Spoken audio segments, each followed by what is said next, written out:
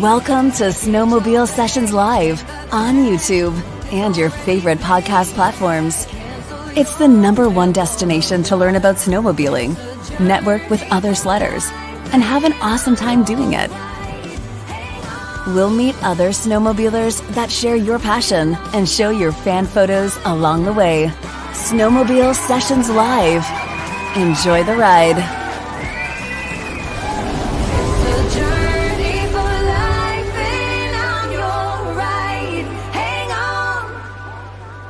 This episode of Snowmobile Sessions Live is brought to you by Energy Powersports. They're Oakville's full-line BRP dealer with sales and service to all BRP models and so much more. Energy Powersports always has the fun in store with a wide selection of clothing, parts, and accessories for all your powersports passions. Make Energy Powersports your source for Can-Am off-road, ATV, and side-by-sides.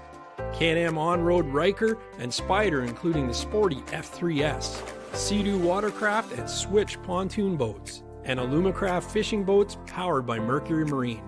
Put yourself on a Manitou pontoon or a Widescape stand-up snowmobile. Energy Powersports is the home for Lynx and Ski-Doo snowmobiles for the entire family. Do you feel the energy? Energy Powersports, 879 Cranberry Court, Oakville, Ontario, or online, energypowersports.ca. All right, we're back. We have Steve Brand back for his second appearance on Snowmobile Sessions, and he's got his friend hiding in the corner there. Say hello to Bob, my buddy, my wingman Bob. Wingman Bob, yeah. So, and I actually, Steve said you still have beers on the show, and I said I don't really do it much often, but I'm gonna do it tonight because it's an exciting week. We're gonna be distracted the whole time by the chat because we have lodge sessions coming up this weekend at the Sportsman's Lodge. Can I show something if my camera will reach? You see my calendar? Oh, you can't. My school calendar. Yeah. Nice. So yeah, we're I'm just so stoked. Corey Brock and I have been riding the last couple of weekends, and I missed the laughs. Like it's just Drew was part of the one, and Corey and I were back at it again on Saturday night. Saturday night we got home. He got home really late. But yeah. Did he get home late from snowmobiling? It must suck, Dad, eh? Yeah. No, it did suck for him because he was in that blizzard. It was brutal. Oh yeah. Mom was texting me about that. It was like, oh, make sure you watch the weather for this week. We're supposed to get pounding with snow, and I'm like, that doesn't sound like a bad thing. No, it's not a bad thing unless you're driving it. We seen a guy that needed a TekVest really bad, flying up and on a 2017 blizzard. And he should have zigged, and he didn't, and went right into this big tree. He had a choice of a big gully or a huge oak tree, and he picked the tree, and I think he broke his leg. He was laying on the ground pretty beat up. So I think I hope he had a TekVest on. If he didn't, he's probably going to go out and buy one because it didn't look like he was having a fun night.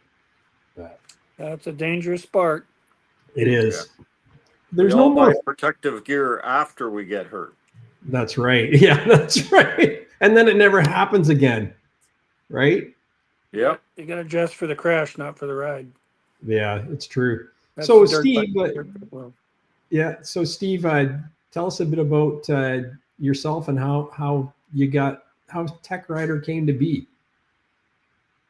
Well, it's interesting because just doing a little research for you and sending you stuff I dug back in the files, and I actually started in the snowmobile industry in fall of 1975 while I was going to college in Peterborough, Sir Sanford Fleming, and I worked at Cameron Cycle slinging parts. Most of my paycheck went back into paying for the parts for my race bike, and I was also in 75 I had two TNTs. I had a 175 TNT Can-Am, and I had a 245 RV Skidoo. Nice. TNT. So I remember going up to college in Peterborough from Dundas, and I have my RV on one side of the snowmobile trailer, my Can-Am on the other. And, That's cool. Yeah, here we are 50 years later, and I guess I'm still attached to the business and still riding. Yeah. Well, that's the thing. what I learned about you, like I got to learn about a little bit more about the man behind TekRider and who Steve Brand is. And you invited us out to the Thistle a couple of years ago, and that was such a great event. And I met some true legends from Can-Am, and you're one of them. I mean, when did you start in Can-Am, and how did that come to be? Like, you come out of school and just got picked, or was it from your racing accolades? Well, everything goes back to watching in the 60s, 68, subdivision, Dundas snowed over, and the lady had an Ole Olympic, and she was putting up the road, and I just went out and waved and said, "Can I try that?" And she let me take it up to the next stop sign. And, I was hooked ever since, and didn't get my first snowmobile until 340 TNT I bought in as a demo fall of 72. And then that same year, On Any Sunday came out. And On Any Sunday is motorcycling mecca. That's Malcolm Smith, essentially, Steve McQueen. And that distracted me totally. I wanted to ride dirt bikes. And of course, I watched the sleds. It was going up to the Quarter Cup in Peterborough. And I got the bug for both dirt bikes and for sleds. 75, I went to college in Peterborough to Sanford Fleming, and I signed up for a 2-year program called Recreational Vehicles and Marina Management, because it was the only thing at that time that was connected to the Powersports business, and that's kind of where I wanted to be. So it took me 3 years to do a 2-year college degree, because I took a year off in the middle and went racing. Ended up discovering that a 245 RV wasn't going to make a cross-country race like the Winnipeg St. Paul, and I sold it, and I bought a John Deere Liquidator, which came out in 76, and then in 77 I rode it at the Winnipeg St. Paul. 76 dater, a year later. I was running top 30 on day 3 and blew one slider, then a second slider, then one drive chain, second drive chain. By the time I crossed the finish line in Tough Rubber Balls, Seaford Falls, they were taking the banner down, and then a blizzard came in and they closed it down. So, boy, if hindsight's 2020, I could have done something different and just made it across the finish line. I missed it by like about 10 minutes. Oh my God! I houred out. I ran over the allotted time. So, but they didn't cancel it until the next morning, because everybody was staged for day 4.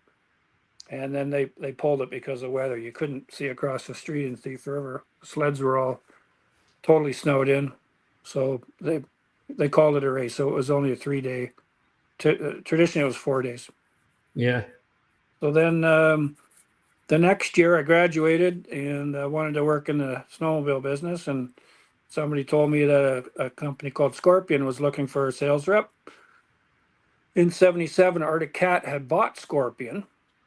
Scorpion at one point got up to number 3, the big red machines that were Lookout Cat, the big red is coming through. And so I applied for the job and actually got it. So I had a great boss in Crosby, Minnesota, and he liked young guys because they work cheap. And I have already had a racing background on sleds and bikes, and was already a sales kind of guy, and that's was my first OE job. So I went there fall 77, 78, 79. In June of 79, our paychecks were bouncing. Arctic Cat at that point owned Scorpion. They'd closed Crosby. They'd moved virtually everything from Crosby, Minnesota, which is near Brainerd, maybe 3 hours up to TRF. And then the wheels fell off the wagon. If you go back to that time, we were, probably 40, 50 manufacturers in 77, 78. So a big shakeout after the oil embargo of 73. So the business model wasn't good, and checks are bouncing. And then one Monday I come in, and we were based in Orangeville, Ontario at that time, Arctic Cat's headquarters down on John Street. And my big boss, Dean Allen's not there on Monday morning for the sales meeting. This is all pre-internet. Like, we had to show up with pen and paper, right? Yeah. And so I talked to the secretary, and I said, well, where's Dean? I said, well, you haven't heard yet. No, he was here on Friday because we had our Friday sales conference to end the day and Yeah. close the door, open up the bar, have a couple of toddies, figure out what we're going to do next week. It was, That's the best way to do business. I miss those days. well, they wouldn't open up the cabinet until we all had committed to our sales allocations, and such was the case when I went to Bombo or Bombardier. So about Monday, 2 o'clock, I get a phone call from Dean Allen, who was the former manager for Arctic Cat for all of Ontario, including Scorpion. And he jumped ship and went up to Barrie and became the the Bombardier manager for moto ski, Can-Am motorcycles when they had two wheels, and Ski-Doo snowmobiles. And so he said, well, in case you hadn't figured this out yet, Arctic's not going to last too long. And I could use a guy like you. Would you consider coming and working for me up in Barrie? So by Friday, I was already gone, already up, got my, I was hired as the moto ski rep for Southern Ontario. And I also took over the Can-Am thing because none of the sales reps at that time wanted anything to do with two-wheel motorcycles. They were a big distraction. Can-Am had already peaked and were already falling out of favor in the dirt wars. So yeah, I got hired in fall '79 as the Can-Am moto ski rep and stayed on as moto ski until they canceled that in '85, and then I switched over to Ski-Doo. I continued handling Can-Am now for all of Canada. Can-Am was in its changeover period from Valcourt based bikes to '83 ASC Armstrong motorcycles out of the UK was actually building stuff with the Can-Am moniker. And so I stayed there as the Can-Am race guy until the very end in '87. Then I just was able to focus strictly on Ski-Doo. And then in '89, I left sales and I went to work in Valcourt on future projects. So I was kind of behind the scenes for 2 or 3 years. I was on the MXZ program, the Summit program, and the Grand Touring program. And part of my duties was to do some racing, and I got even with the 91 I-500, which was Thunder Bay to Minneapolis. Yeah. And it was a 3-day event, and I managed to finish that on a 91 MXXX, which I don't know how that's possible, but youth and the challenge was pretty. It was the right thing to do, even though we were like at least 10 miles an hour slower than the Cats and the Polarises. Managed to finish that in '91, and further research, did the Hurricane in '92, finished that, Mach 1 LTs, and I wrote the marketing support program for Ski-Doo to get back into terrain racing. So if you switch back to '89, '90, Ski-Doo was winning against itself on oval racing, but that really wasn't translating into consumer durable sleds. So my task was to get Ski-Doo refocused on terrain racing, because first you must finish before you can finish in first place. Yeah. And the crown jewel for me was the 94 MXZX, where we had the highest number of entries at the I-500, which was cut off at 300. I think we had 140, 150, and we had the highest finish rate. We had just over 100 people finish. So it really turned the corner. So Ski-Doo at that point went from mustard tubs to mustard missiles. Yeah.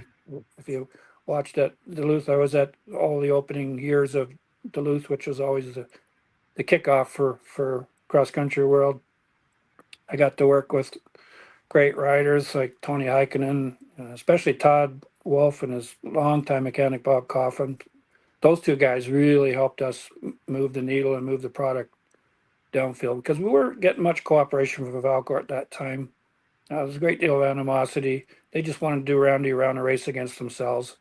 And Really? the Ski-Doos, the 85, 87. Well, we got the clutching sorted out in 85 with the advent of the TRA clutch. You already met Jeff Burgess. I did. Man, Jeff like that. He's really the gray man behind all of this. And in lockstep with him was Gerard Karpik. King Karpik, of course, won multi cross-country challenges, 77, 78, 79.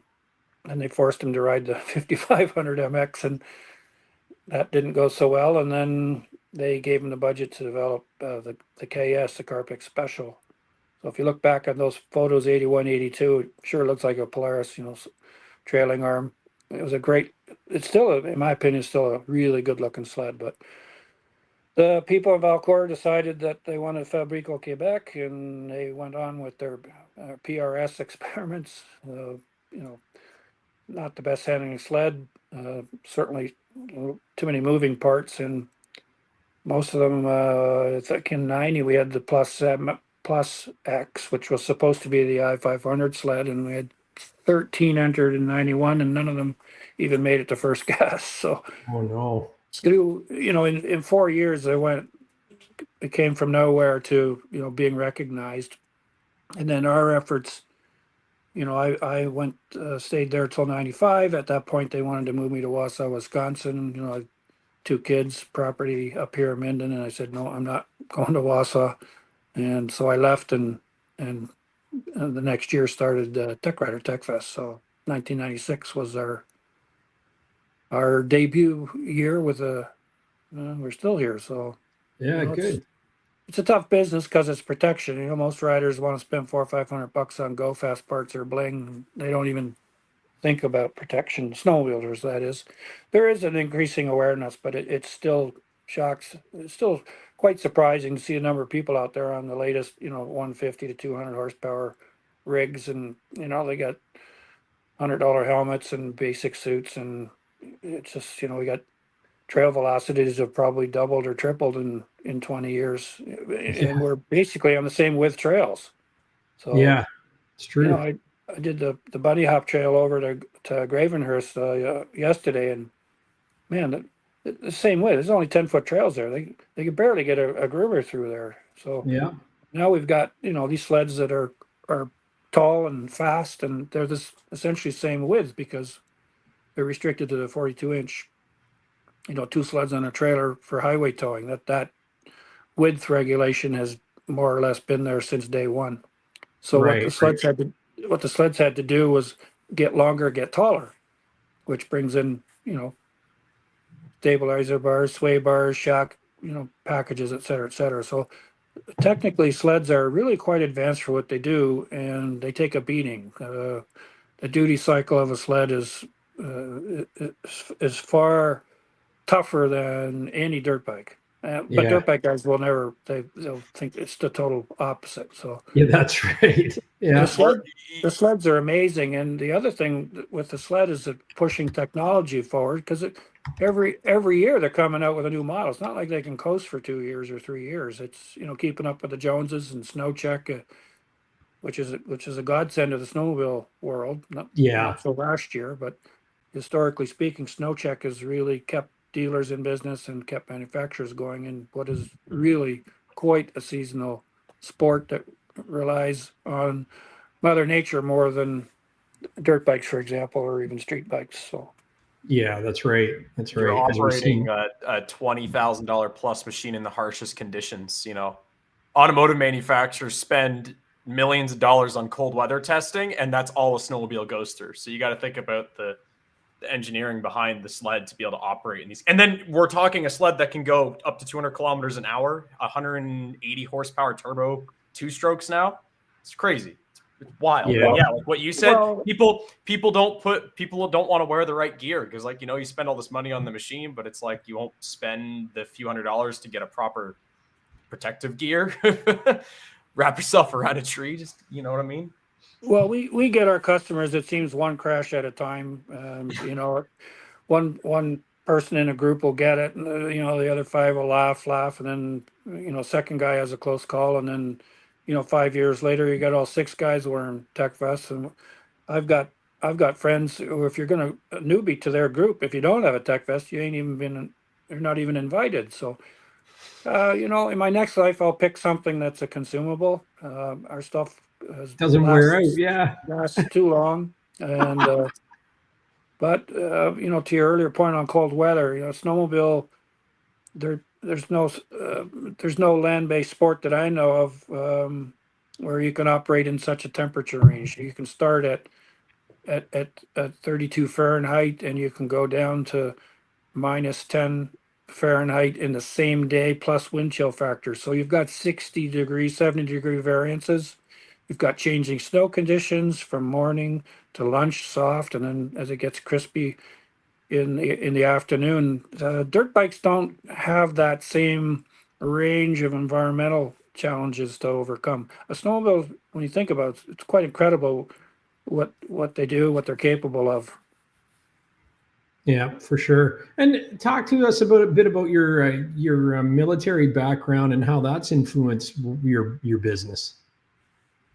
Well, I was a reservist for 40 years. I joined as a boy soldier at age 15, and they booted me out at age 55. I was an airborne infantry officer. I retired as lieutenant colonel. I commanded the Queen's Own Rifles, a well-established, well-known downtown Toronto regiment with an airborne parachute connection. And I took 2 sabbaticals while I was at TekRider. The only time I got a T4 slip in the last 30 some odd years. I did a tour of duty in Sierra Leone, West Africa in 2003, and I spent 2009 in Afghanistan. So I missed both of those winter seasons due to being posted overseas. So certainly a military background has helped me, make change, lead change, and be resilient. I take everybody's safety on a snowmobile or motorcycle quite personally. We put a lot of thought and a lot of endurance testing, and we pay big dollars to have high componentry within a TekVest.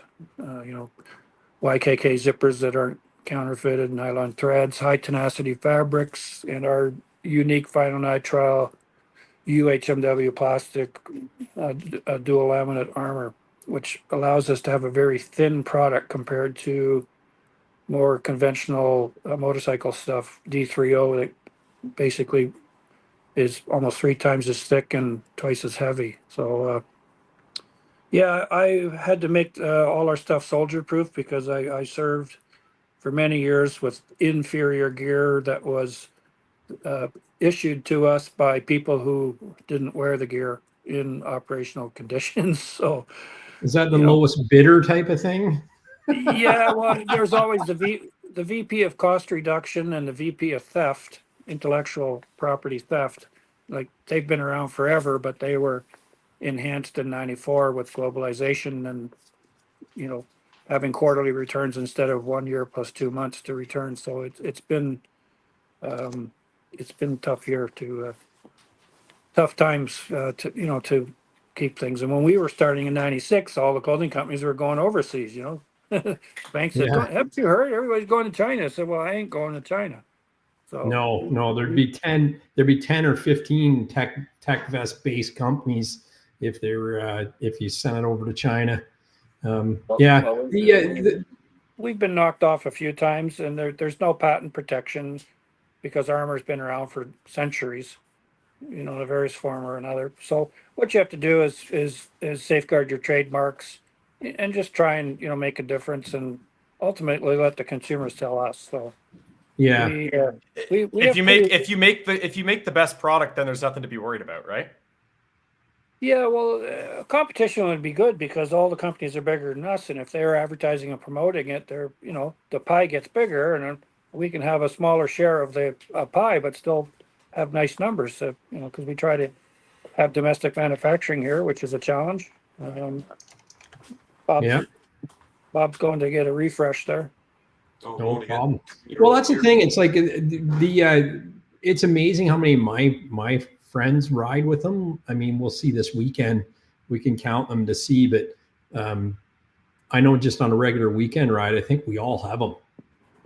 Short of maybe one rider, maybe not. And I always get, and right away, because people will ask when you go into a restaurant or whatever, what is that you're wearing?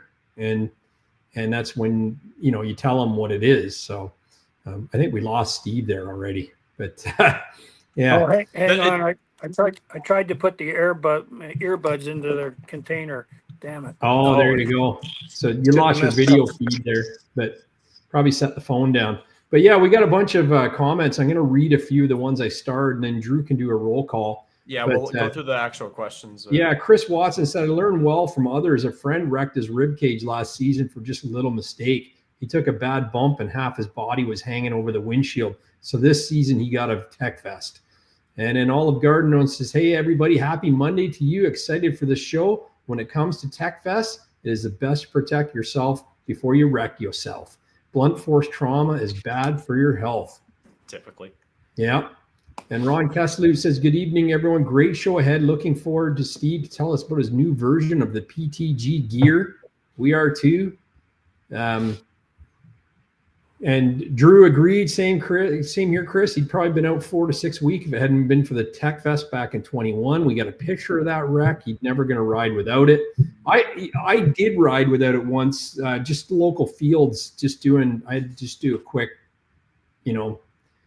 rip back and forth, and you feel naked with it. It's like not wearing your seatbelt in your car. There's something insecure about riding with it once you get used to riding it with it.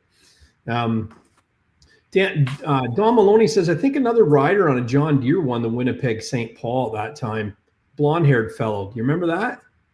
Well, it was actually dark-haired, and it was Brian Nelson who won in 76, which was the debut year for the Liquidator. I rode a used Liquidator the next year, and Brian Nelson had been poached by Arctic Cat, and he won the second time on the 3-day shortened version on the Arctic Cross Country Cat. So, yeah, he's referring to Brian Nelson. I don't remember him being a blondie, but if people saw the really cool article Hal Armstrong did in the current issue of Snow Tech, there's a bunch of blonde guys in there, Carlson and Ansus, and Brian's probably the smallest guy in the group, and I met him several times over the year, and yeah, he made history with 2 sleds back to back. That's wild. All Terrain TV says his neighbor raced an 87 Can-Am 250. It's at Seminar Sports in Green Bay in storage. They were his local dealer. Green Bay, Wisconsin. Wisconsin, yeah. Yes, Seminars is a huge BRP dealer. If it's Seminars, Seminars, probably. Seminars, he's a huge dealer. And I haven't been there, but it's on my bucket list because he has a collection of brand new sleds and bikes still in the crates. He has so one of our largest viewers and a guy that comes from Wisconsin to ride with us, Jacob Massar. I don't know if he's in the chat tonight, but he would go on and on because that's his dealer as well, and all of his buddies' dealer because they're from Green Bay, and he's gone through all the sleds. Like they have when Skidoo redid the Elite in 2004, I think they have either 1 or 2 of them brand new in the crates still. Still wrapped and everything. It's absolutely wild, the stuff that he says they have. And he has one of every single Skidoo snowmobile, either new or restored, in his back collection. It's crazy. It's incredible the number of collections all over the place. Because of my motor ski, there's a gentleman, I can't remember his name, from Saskatchewan who has a 5,000 square foot garage full of everything motor ski. Unbelievable. That's insane. Have you got any old classics still, Steve? Do you collect anything? No, I got rid of everything. I had up to 30 bits and pieces, and I'm not a really good restoration or maintenance guy. And I recently sold my house and downsized, so I gifted a whole bunch of stuff. But I kept a 1970 Trail King, which was a Lionel Enterprises out of Quebec. They were making stuff for 6 or 7 different manufacturers. So I've kept that, and I have a 71 Zephyr Motoski long track, which is in exceptionally good condition. I think it only has 200 miles on the clock. Oh, sweet. It came to me out of the States, actually, courtesy of longtime friend of mine, Mr. Link, Paul Prudhomme from BRP, who I've known for decades. And he knew I was kind of a Motoski guy, the Polish snowmobile. And him and another longtime great friend, Bill Fullerton, brother from another mother, So they presented me with this moto ski a few years back. So I'm down to 2 sleds, but I have five Can-Ams. So, but Can-Ams are easier to fit in smaller space. Yeah, they are. They are. Yeah. Did you sell that Can-Am you were at Thistle that day? That I think it was a European bike, wasn't it, Drew? That he had. You were saying how you'd never part with it, and it was your pride and joy, and then you had. Oh, was it the one that? Yeah, it was like you'd never part. Yeah, it was a 19. It was an 80 or an 81, and he's like, you said you'd never part with it, and it's your baby. And a guy came over, and then it went out the window because he started talking cash. Well, it's an 87 406 was the last year. Yes, that was it. I couldn't remember if it was early or late. Yeah, 406 air cooled, reed valve, not a rotary valve, and it's never been raced. It has the stock tires on it even, and it never got modified to race spec. So yeah, I have that, and then. I don't know if you remember the big surprise that went up in the big Can-Am tent, but everyone came over, hey, you got to look at this. What it turns out is it was Bob Fisher's original 73 175 TNT 6 days bike. They only built 6 of them in the summer of 73. 5 riders, 1 backup bike. And so that turned up at the Can-Am thing, and we had all the who's who, all the experts, all verified it. So I managed to secure that last year, so that it was probably its next stop might have been as a parts bike, because the owner didn't really know what he had. Wow. And, so there was 6 built. That was 1973. Chance, what's the possibility of 6 of them still being around? Pretty low. So this bike only has 8 days on it. 2 days at the Corduroy Enduro, where Bob drove down from Valcourt. They put the bikes together the week before. They brought them down to the Cord, which is our big off-road event here in Ontario. And he finished second overall to one of the Penton boys, very close to. And then he went down to Dalton, Mass for the 6 days in 73 and got a gold medal. So it was a pretty impressive debut for Can-Am in 73, but also in 73 we had the oil embargo. So all the Powersports took a big hit. And it was tough for the motorcycles. It seemed Can-Am was always a year behind, or 2 years behind. And when the Elsinore came out in 74, Honda Elsinore, that kind of, everybody looked and said, we're all in trouble. All the European type of bikes, which Can-Am was more based on Europe. Yep. Honda came in and really shook up the terrain. So it was difficult. Can-Am lasted for 15 years. They had a great deal of success, super loyal dealers and owners to this day, but gone but not forgotten. Yeah, not forgotten. We, I was at the did the Muskoka Vintage for the first time last summer with my dad here, and in the motocross, actual motocross, not cross country, they lump the classes together so even though I was on like a 90 KX 125, I was lumped in with a bunch of the old 70s Can-Ams. Those bikes are fast. Like the 175s are like, I was actually behind one, and every time, like in the corners and some of the jumps, the more modern KX was gone. But as soon as he got on a straight and got that thing on the pipe, I was impressed with how fast those things are. They made power. Well, they were never lacking in power. That's the rotary valve. It's just everything else in the chassis. The traditionalists who started Can-Am, didn't believe in disc brakes and liquid cooling, and we're always a year, or some would say a decade behind. But we won a lot of events, and the bikes were pretty tough, physically tough. Yeah, that's crazy. William McClearly says, I'm seriously considering TekVest for the dirt bike this year. I'm so old, Kijiji doesn't even carry my parts anymore. Doesn't carry my parts either. But I wear one in the Enduro. It's a different, the TekVest for summer. Do you have it sitting with you? I thought you'd be more prepared for the show. No, I should have brought it out. You should have got all of our TekVests out. It looks probably the has same. one though, right? Steve's probably got one. There he goes. That's his son's, isn't it? Is that Jeff's? That's Kevin, my youngest son. Oh, is it? Okay. That's one of the first ones. This is called a Bushmaster. heavily ventilated on the front, lots of room for tools, and I love big, that. big The hydration pack on the back. Yeah. So Your so we camelback can go right in the well back. we stand off from the gear, so we flow a ton of air.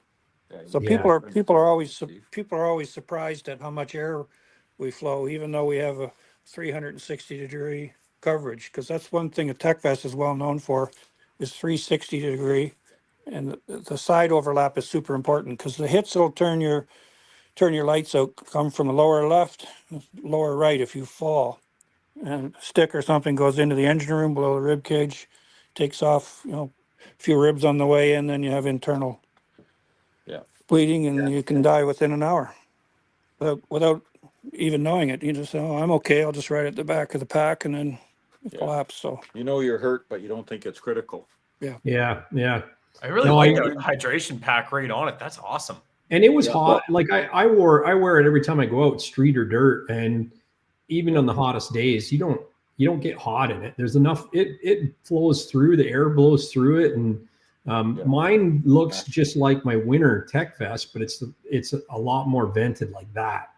And that pack is on my list to order this year because I think it's so cool. It just clips on, Drew. Cool. Yeah. Well, because that's the thing. Like, I love my hydration pack, but the problem is like I'd love to have the hydration pack a little bit in the cross country, right? But like, I'm not going to wear my camelback. Can you see the venting holes here? We're just changing camera angles here. Yeah. So the idea was I like one of Steve's sayings is, a helmet is hot, but we all wear them. So now they've listened to customer feedback, and now they're punching holes through the armor. Still distributes the blow and doesn't allow anything to pierce, but we get some more airflow, and you stay in your comfort zone a little better. Yeah. Chris Watson says side overlap is super comfortable. I agree. It's like a big hug, right? Yeah. Well, it's a helmet for the body, or c'est un casque pour le corps in French. A helmet for the body. Yeah, that's a good comparison there for sure. But no, if you're seriously thinking about it, if you go on the TekRider.com, there's a whole section for motorcycle there, and I highly recommend it. It's a great product on there. Michael Hoskins, he says, I'm on number 2 of TekVest and first year with the jersey by TekVest. Both are custom. They both are very awesome, great company. I will only choose TekVest for my upper body protection. Wait a minute, is that Mikey Hoskins from North Dakota? Probably is. Yeah, he's packing. He's got he's a cool dude. He's got some firearms. That's all right on. Hi, Mikey. That's great. Yeah.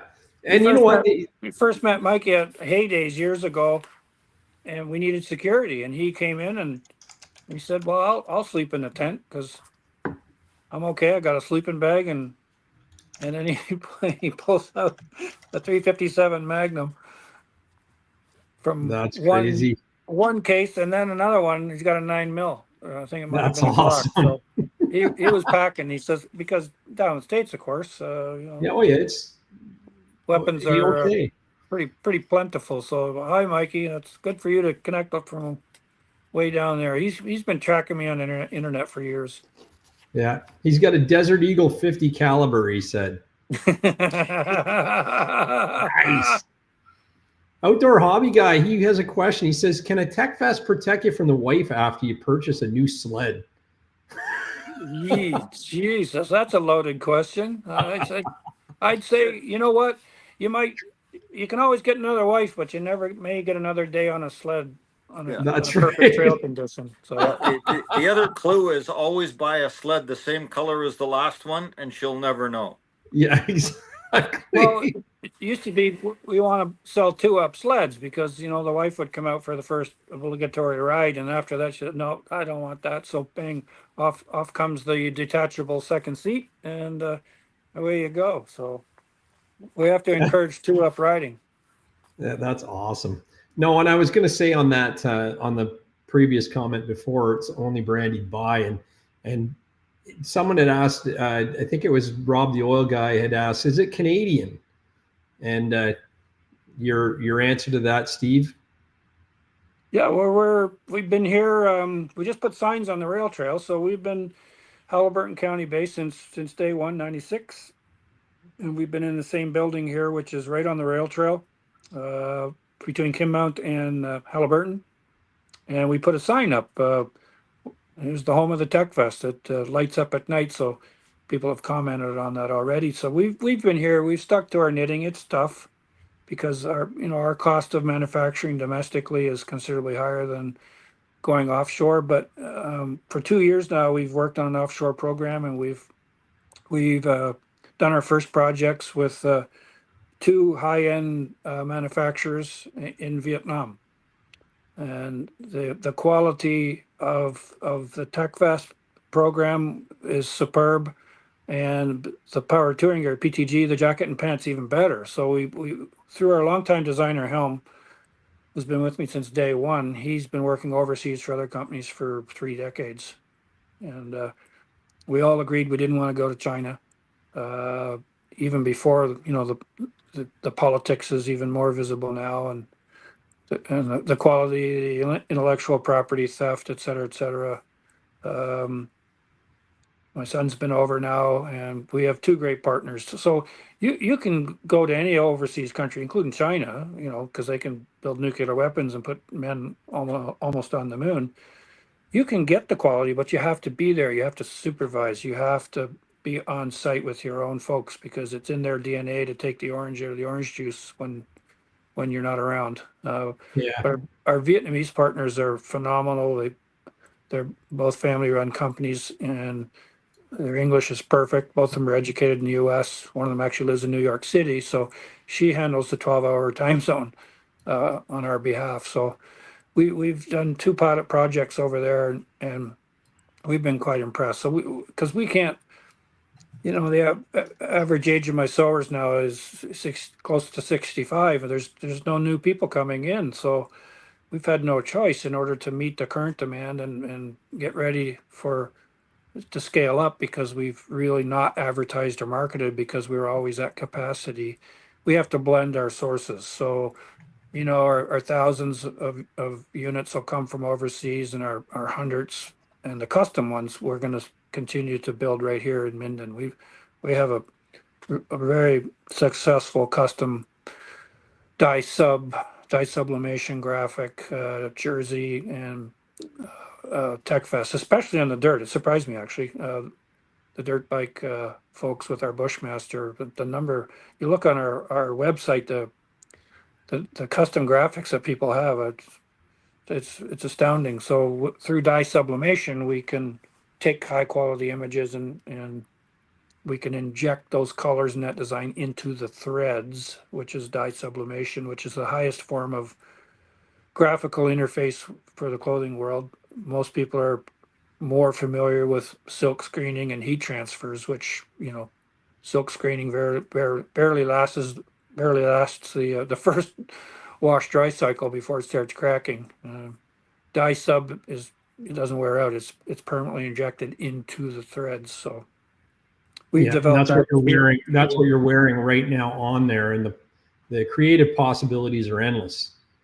Yeah, it's a landscape that, graphically, whatever you want to do, we can put it on. So Do you want to show this TekVest back here, Steve? yeah, here, bring. You want to bring it up? Oh yeah, here.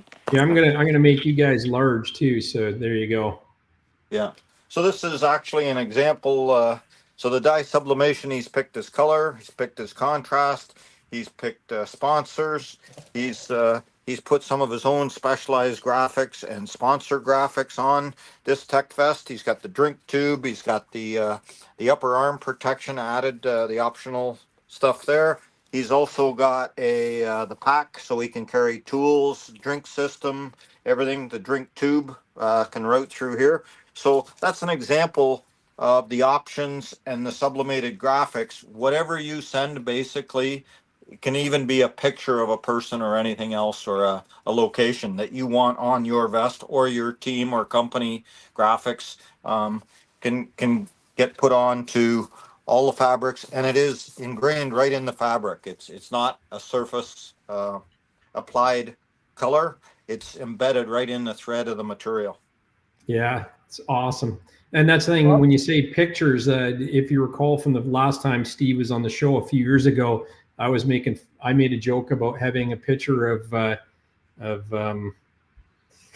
Farrah Fawcett, and a guy actually ordered the TekVest with Farrah Fawcett, that famous poster on the inside, and it looked amazing. He sent pictures. I couldn't find one tonight to show in time, but Steve, Rob the Oil Guy, and I just want to shout out to Rob the Oil Guy and everybody in the chat. Make sure you give him a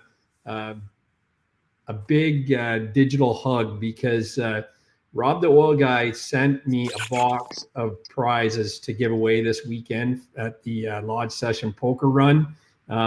We've got everything, man. I didn't even get through the box, but it's when I say a box, I'm talking it's 20 by 20 by 20, and I seen a magnetic parts tray or two in there, lots of beer koozies. There's swag in there. There's everything. And thank you, Rob. He's also got a treat for us when we go live on Monday night. So we'll talk more about that. But thank you, Rob the Oil Guy. He asked, what's the best way to wear it? Like under your jacket, over your jacket? Does it matter? What's preferred? Well, let's start with the issue of protection. So protective products work best when they're closest to the skin. The farther away from the core of your body, with mid layers, base layers, they don't have as much impact performance. So wearing it as close to the body as possible. So for sledding, most people wear it over their bibs and under a jacket. But I was surprised last weekend, and there was a posting on Facebook, and I came across a group on the rail trail here. I was out just for a quick boot, and here's two girls wearing their TekVest on the outside. On snowcross, we know that wearing the protection on the outside with just a race jersey, you run cooler, and you have more mobility. So technical answer is any armor product should be as close to the skin as possible. However, because we have the full 360 protection, huge side overlap, which is deliberate, you could wear it on the outside over a jacket and tuck it in. And we think with our dye sub and our graphical thing, it can look sexy on the outside. In fact, here I'm just going to show Sexy Bob here. Uh-oh. While you're moving there, Kelly Maloney says, is there a different vest for women? No, it's unisex. Okay. Generally, with the well-endowed ladies, you just take this panel here and you bend it and it preform it, and over time it'll mold up almost like a leather suit. Yeah, actually, when you get a TekVest packaged and delivered to your home, it's packed as flat as possible for shipping. So it's not a great fit day one, but as you wear the vest and get it warm, it kind of molds to your shape, and then that's part of where it becomes part of you, and you feel naked without it. But certainly the first day or so, until the vest conforms to you and gets warm, they're not a perfect fit. But you can see this one, we got the overlap here on the side, the 360 coverage and everything, and it feels great that you've got that wrapping around you. Excellent. This is deliberate here, because most motocross gear is a roost guard from chest and the back, but the sides are totally open. So I started design by covering what I call the engine room left and right, and then everything else came in to support the design. Yeah. My motorsport channel, Mike Galitz, is asking what it's made of. We're going to see some of that coming up. And you did mention it, but you want to do a tour now, and then we'll. Yeah, that'd be a good idea. Well, here's the secret sauce. Here's our armor. So we have a vinyl nitrile. We have an 1/8-inch slice of vinyl nitrile, which is a energy absorbing foam. Just hold that up a bit higher, Bob. Yeah, there we go. So it's very flexible, soft foam. So that helps cushion the blow. And then in the middle is this stuff here, which is bulletproof, tough stuff. That's UHMW, which is the same same plastic that's used, ultra high molecular weight that's used in skis and slide rails. And the cold weather performance of a vinyl nitrile UHMW laminating process that you're seeing right here works in cold weather. So those dirt bike guys who might be watching, listening into today, you know, a CE certification, CE, we don't meet CE certification. It's kind of it's not the best standard in the world. We have super thin armor because we're using high quality, high cost input ingredients. So anybody that is using D30, which is an energy foam that's very popular in the motorcycle world, ADV world, yeah. D30 doesn't work in cold weather. In fact, it gets hard and brittle and can basically be punctured by a stick very quickly. Nothing's getting through the UH. This UH, we've had snowcross crashes. People have been landing on with studs and can't find the Jamie Byers Yeah, one. where is that one? You did show that last time, and it's chewed up. Yeah. Yeah, it's been on the show circuit, but you know he's alive and well because of it. So, on that note, let's take you a quick tour of our huge plant. Don't tell anybody how big we are. The office is dark here, so our tech team comes in at 0700 in the morning. I don't get up that early.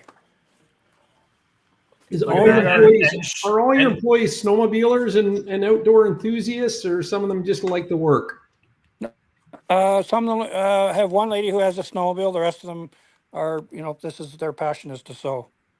Oh, cool. So here's the QC table here, quality control stuff. It's getting checked. Everything, every garment gets inspected. And you can see there's little things here, little tape that we send back for reworks and rejigs. Nice. This is a Bushmaster. This is a dirt one. You can see high tenacity nylon mesh. Oh, I like that. Deliberately lets air in. So your tools that you carry are going to get a little dirty, but it's all about airflow. So you got two pocket systems per side. So I actually use one of these in the winter and keep my cell phone in there. And there's just enough body heat that gets into the cell phone that it continues to work, and it's protected inside your jacket. Yeah. How easy are they to clean from dust and mud? I know mine cleans up really well. Do you want to speak on that? Well, don't use a pressure washer. Use a soft wand. Best is Mama's bathtub. Take the spray wand, just wet it down. Put a little bit of soap on it. Wet it down and let it drip dry. Don't put it in a washing machine or a dryer. No, I usually just wipe mine off with a sponge. It's all synthetic. It's all polyester nylon. It's all synthetic, so it can handle a bit of scrubbing. But you know, some people, I have a couple of friends who wash the gear every time they come back from a ride, and that's not good, especially with waterproof breathable fabrics and seam sealing.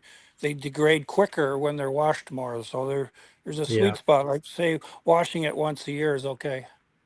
Yeah. Unless you have a pair of the stinkiest motocross boots, then you might just want to throw the garbage like I did. Then you just toss those out. But no, the TekVest is, I find it cleans up well. I just spot clean it as I need to, and maybe one day I'll have to eventually put it in the tub and get a little bit busier with it. That's a nice thing about digital dye sublimation is it's machine washable and dry cleanable. So you don't have to worry about washing it and the ink coming off or the print wearing off on you. I just want to throw that in there. I'm very familiar with the process, and it's perfect for this type of garment.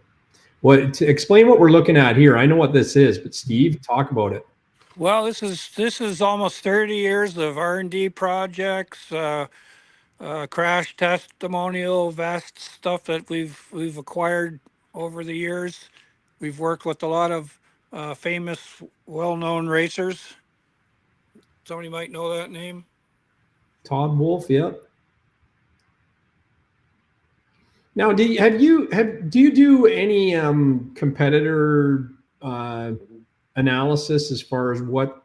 There's Tucker Hibbert's vest there, awesome. Someone says, have you ever looked at the 509 Armor vests?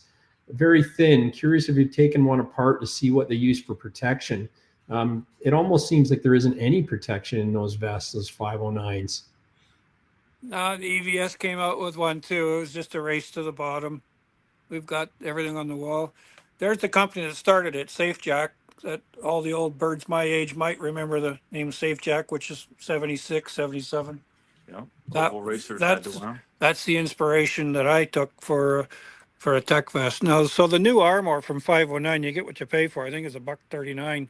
Geez, it's hard to not spend $200 a day on gas. And, and it's just it's a cheap foam.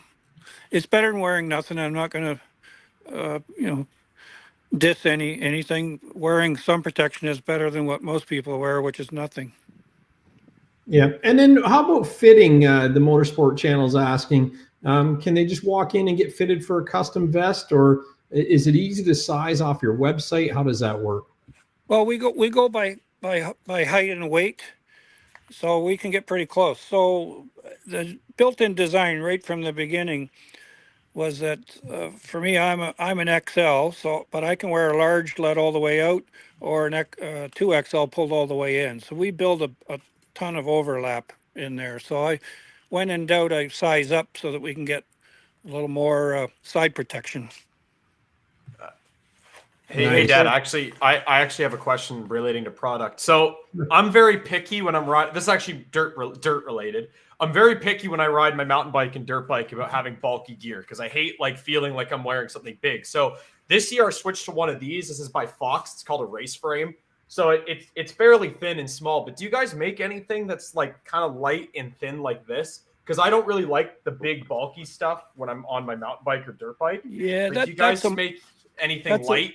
For that sort of application? Light. So a large TekVest is, depending on the model, with or without pockets, is 4 pounds to 4.75. Sorry, I shouldn't use the word light in terms of weight. I'm talking more thickness because I don't like feeling on my mountain bike, especially like I'm wearing like on my snowmobile. I do stuff. Like you make it. Yeah, I don't like big shoulder right? pads. That's why I switched to the race frame because I hated the shoulder pads. Well, we've just stand there, Bob. So we've narrowed up the shoulders over the years. The original design, the shoulder came out 1 inch because in snowcross, a sled carbide could hit, a ski would glance off the helmet, hit the rider in front of them on the shoulder here. So we wanted the stuff to slide off. But people, look in the mirror and they want to, you got to look good. So your products, besides products working, they have to have a little bit of LCV and CDI. So LCV is look cool value, which is what your young guy focused at, and CDI is chicks dig it. So I get it, but in the end, we're about performance, and people have to be somewhere Monday morning, and we don't have any compromise. So yeah, we could take components out, and to some degree we did by narrowing the shoulders and putting ventilation in. What about Spokemaster? The Spokemaster. So Drew, just look at our Spokemaster. Yeah, there we go. Yeah. Okay. That's all designed for the mountain bike crowd. Yeah, that's what I looked at the Spokemaster, and then the other one I ended up getting the Trailmaster I think it's the Trailmaster for my bike. I like it. Like I'd rather have my shoulder protected when I go down on it, that it doesn't snap out of place. My problem with the shoulder protectors always is I wear a backpack with what is an OGO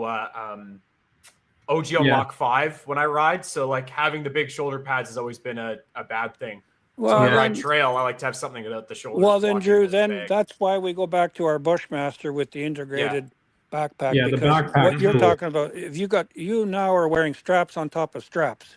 Yeah, and that's why it's uncomfortable, right? Yeah. The strap is always going to shift, and then the brain focuses on the shifting, and next thing you know, you go down. So we try to have neutral gear that you don't know that it's on.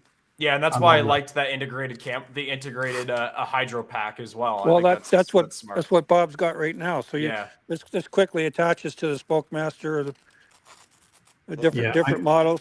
Yeah. Because I started using the Camelback this year, and now I don't go riding without one. Once you have hydration, it's hard to go back. Oh, I love the key clip there too. That's awesome. That's what I want, one of those for my summer vest. Toys R Me says it's just about punctures, but distribute the load so you don't destroy bones. That's the key with it, right? Mrs. Uncle Buck wears hers outside the jacket. Yeah, we can now, because of the graphics. If we could bring back our jerseys, which we had a few years ago.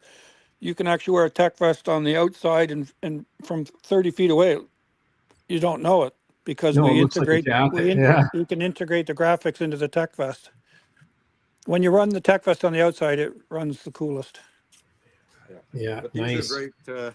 So again, we looked at the key fob, we looked at the document storage. You put your drink system here, you put your lunch out here, a tool pack, whatever. It all fits in this, and then it all clips on. And the beauty of it is, if you don't want to ride with it one day, you just undo the Velcro and pull it off, and it's nice and light and tidy. You know, you might dress differently on a mountain bike than you do on a dirt bike. Yep. Yeah, for sure. I like it. Well, that's the thing. You can actually pull it off if you go into a restaurant or whatever, if you're out on the road and walk in with it in your hand. So when you sit down, you're not crushing what's in there. I like it. Yeah. I like that product a lot.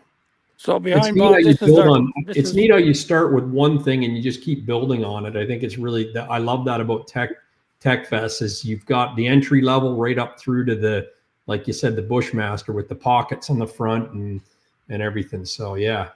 Well, they all share the same physical characteristics. We just have, vented, non-vented, and attachable, detachable pockets or no pockets. So Yeah.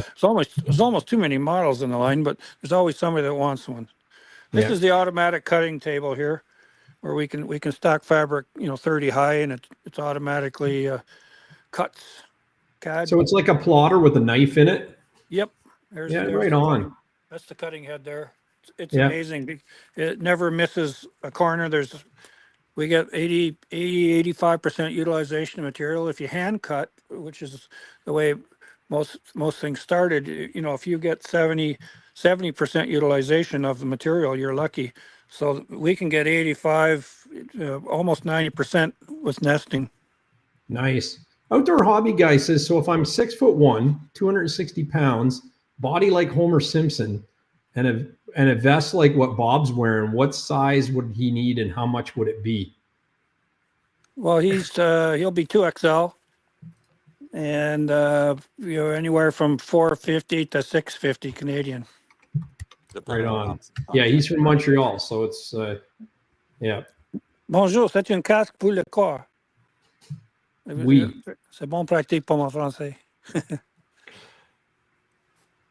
So sewing machines, spare backups. Here's the armor station here. Here's where our process is very laborious because we have to hand laminate UHMW and vinyl nitrile. And then we have to click out the parts, but this is how we get a thin product. So you actually stack the layers together and laminate them together under a press, is it?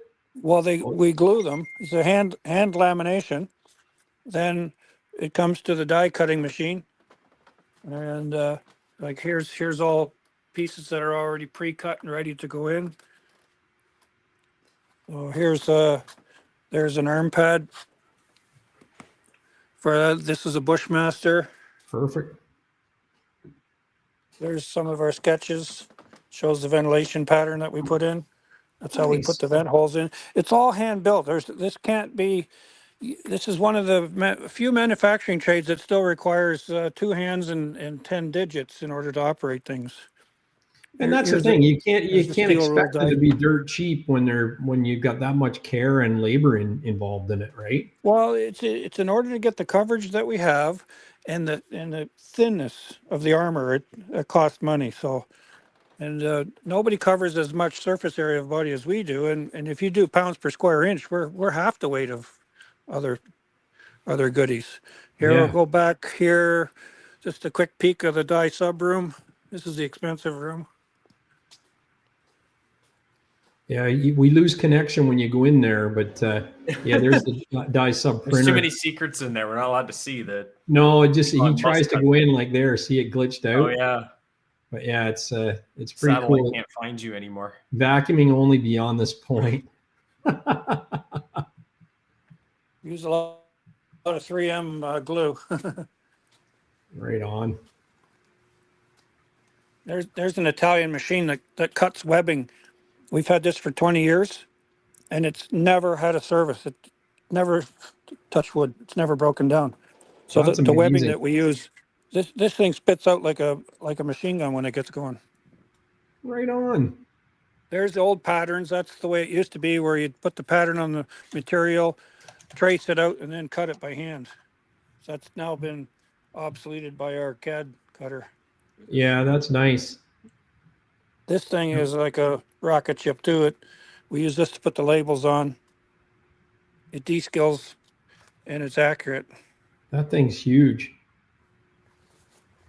So there's the drink system, right?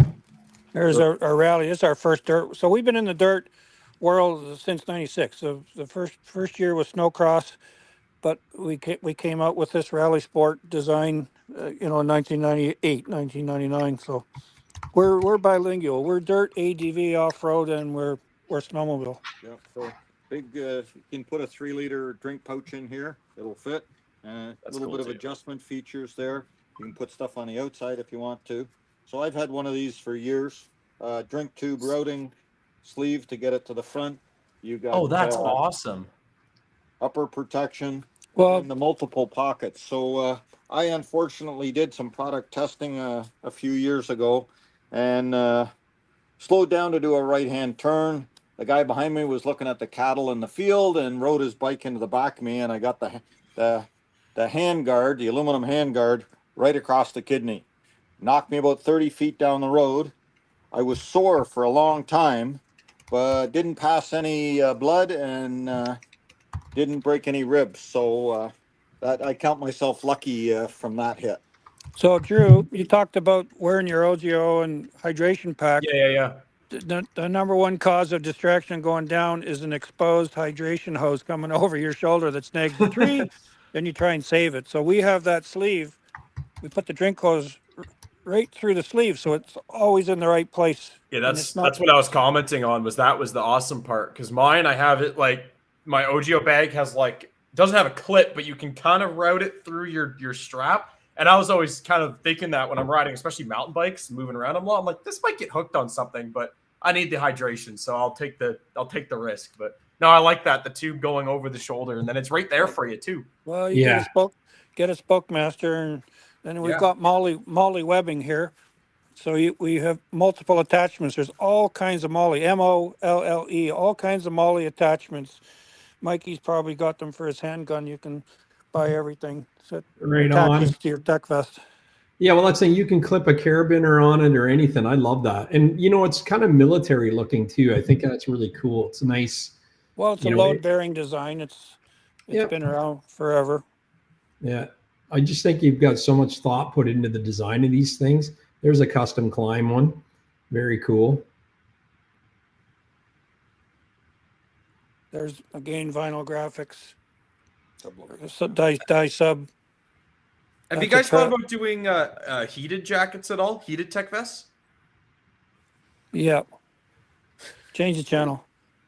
We have, but I have a prototype heated vest, and I find on a sled, between all the clothing you're wearing and the activity, that I don't need heat.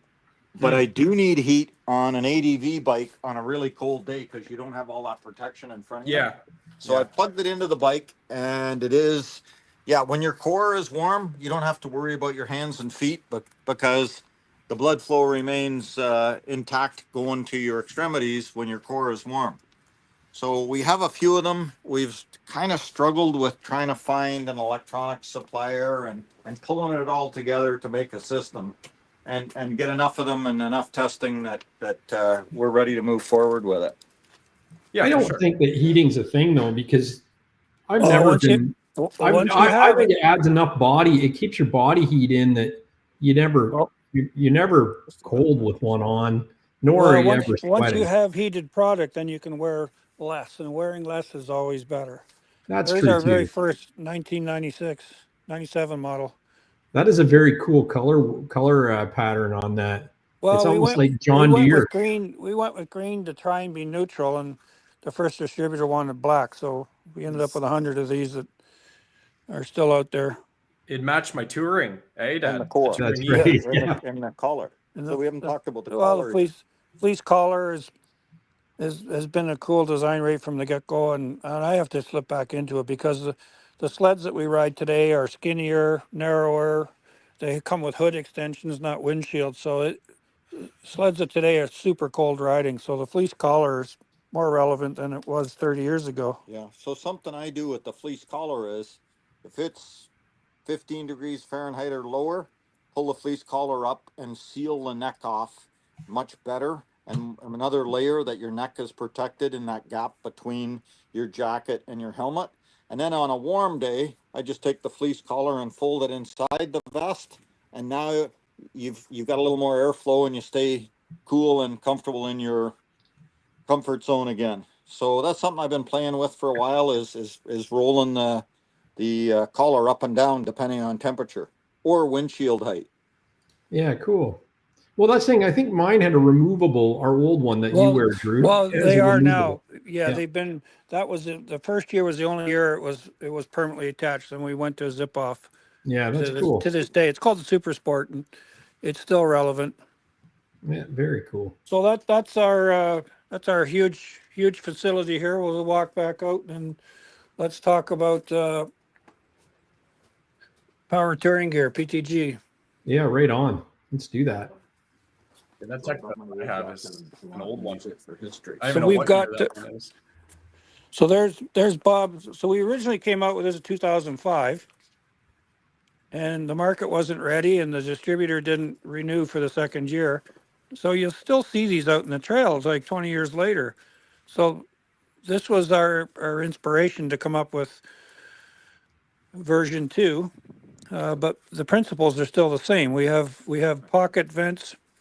Hold on. We have Operator problem. wrist vent. There we go. Get both halves. Yeah, it's a two-way zipper. You got to put. Yeah. There you So this go. jacket's 20 years old, and you can see it's still totally functional. But some of the things over 20 years of use that we'll say some of the earlier things to fail was the elastic in the sleeve here, and it would get sloppy and saggy and kind of a perceived quality issue. And then what was the other issue was the jacket was worn. You'd get a little chafe flying down here on the seat of the sled, so it would deteriorate the material right along the base of the jacket. So there was a couple of issues, but really the jackets have been fantastically durable. They still, all the zippers still work in the jackets, 20 years old.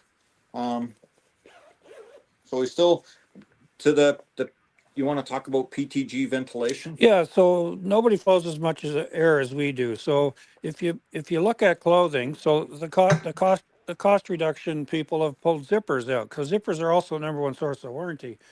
But for snowmobile riding, there's times when you need to vent. Your heat is building up. You've got to get airflow in there.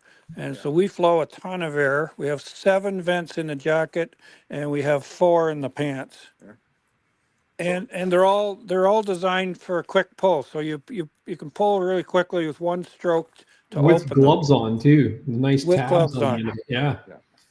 So I guess the thing Steve talks about sometimes is, you know, we hear the Gore-Tex, the Simple-Tex, all these materials that are waterproof and yet breathable.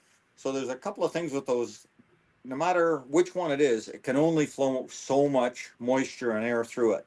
And if you get a sled stuck or you're on a trail that hasn't been groomed in a month and you're pounding, or like on a bike where you're working real hard, you're generating way more heat and moisture than a material alone can pass through. So that's where the vents come in. You can tune and quickly adjust to get back in your comfort zone and to dry yourself off. When you're wet, you lose heat 10 times faster than when you're dry. So being dry and in your comfort zone is important. And when you get out of it is your ability to quickly get back in the comfort zone and be dry. So that part of that is that the rear vent So if you get all the vents in the front letting air in, you've got to have a way for it to escape out the back. Yeah, you need an intake and you need an exhaust to have the flow through. And you'll see some of the designs where they put, just raise your arm up. They'll put the venting zipper here where the seam is, the cross junction here, and they go the cheapest way, and they put it in to the pit zip. And so as soon as your arm's down, the pit zip can't work. Or some of them will have a flap over it, and the flap is rearward facing. So how do you get airflow in? So we deliberately intake everything, snow, dust, whatever, because when you're going fast and you're taillight chasing with 6 buddies, and there's only 3 kinds of riders. There's racers, there's trail riders, and those guys who race on trails. So we'll talk to the last group. You get going so hard. Portage between lakes, and you're pounding, and the body's a heat pump. You got to get rid of that heat. You have to manage that heat. So by having venting and learning when to open the vents and when to close, and having the ability to do that, just gives you much more flexibility in the riding gear. So you forgot one category: the trail rider who thinks he's a mountain rider and gets stuck. Oh yeah, I'm in that category. Yeah, you crossover guys with 3-inch paddles should be banned from the trails. Crossover 3-inch paddle, yeah. I got my Summit 165 crossover. Toys R Me said about Bob, this guy is preaching. Vents are everything. Yes. And All Terrain TV says he's venting about vents. Yeah. Well, you just look at the clothing. All the manufacturers have pulled, like Climb had venting, and they disappeared because it's all, in the end, they're quarterly driven. They're big companies, and they have to reduce input costs. So the VP of cost reduction, they get rid of stuff like that. So the other thing we want to talk about, right? The other thing you just want to talk about is, Steve, this is a small company. Warranty it can hurt badly. So that the zipper, I don't know if we can get a close up here, but they're monster zippers. Yeah. So they're tough, they're strong. You look at some stuff on the market, and they're a very fine zipper, and you go, that's not going to last 20 years. But here's an example. Almost everybody that bought one of the original 20-year-old ones, they're still wearing them, or maybe it's not my primary jacket anymore, but it's still a functional jacket. It's my snowblower. Yeah, okay, that's right. While we're on the jacket, let's switch to the new one. Okay. So that's a 20-year-old design. And in the 20 years now, we've got better fabrics, and we have laser cutting. So now I can put a vent where I want it, as opposed to in a seam. Yeah, well, he's getting dressed there, Steve. Chris Watson says up where he lives, they have temps that go from -30 in the morning, and on the way back, it could be -12 Celsius. How do your jackets perform in this up and down climate? He loves the vents. Yeah, we talked about that earlier, because that's the environment. The snowmobile has to go through the widest temperature range, and with snow changing from start in the morning, warm up at noon, and then go cold in the dark of the afternoon. So you have to, everybody's metabolism is different. Everybody has to experiment and come up with their own mid and base layer combo. But everybody who suffers overheat, you pull up after getting the sled stuck, or you're pounding through the ungroomed portion from lake to lake, you can just feel the heat just rising, getting up into the helmet. And that's the time when everybody says, oh, I don't want to fog up, kind of thing. So venting is important, but you have to learn how to use it, open and close. So you can start the day, because it takes 30 minutes for the body's heat pump to start pumping out heat. So that's when you're kind of cold. So zippers will be closed. But then as soon as the body temperature after 30 minutes gets up to operating temperature, then you can experiment with venting. For me, I like to be a little on the cool side, because I know then when Sunday afternoon trails are going to start pounding, as soon as you stand up and you're sitting, and your body's creating even more heat. So we got to get rid of that. We have to manage the heat, and venting and quality materials is is part of the solution. Right on. You're going to answer this question now that we have the new gear on. Ron Keslu asked, how much insulation is in the gear? We use 100 grams of thin slit. I'm a big 3M thin slit. So good question. So insulation is more than heat retention. Actually, it's bigger job, more important job for active riders, because our stuff is for active riders. It's not for touring guys who sit there and don't move around on the sled. You know, what I call engagement riders. They just barely engage the clutch and they go, you know, we need them. They're part of the sport. But if you're an aggressive active rider, then you need all of these things in venting we just talked about. But insulation is also a moisture wicking device, and Thinsulate is exceptional. I've stuck with it because the body's releasing a lot of moisture. That's got to go somewhere. And Bob talked about it earlier. So all of the waterproof breathable fabrics, basically they're spectator fabrics. They cannot pass enough moisture when we need to. That's why we need to assist the moisture transfer with the use of insulation and ventilation. Probably getting way too technical for most folks, but you know, if it makes sense to some people, then Yeah, that's fine. the other point is it's waterproof and it's windproof, but it can't be both at the same time. If it's sheeting water off, the exterior water seals off the ability to pass air through the garment to the exterior. So it can be one or the other, but it can't be both at the same time.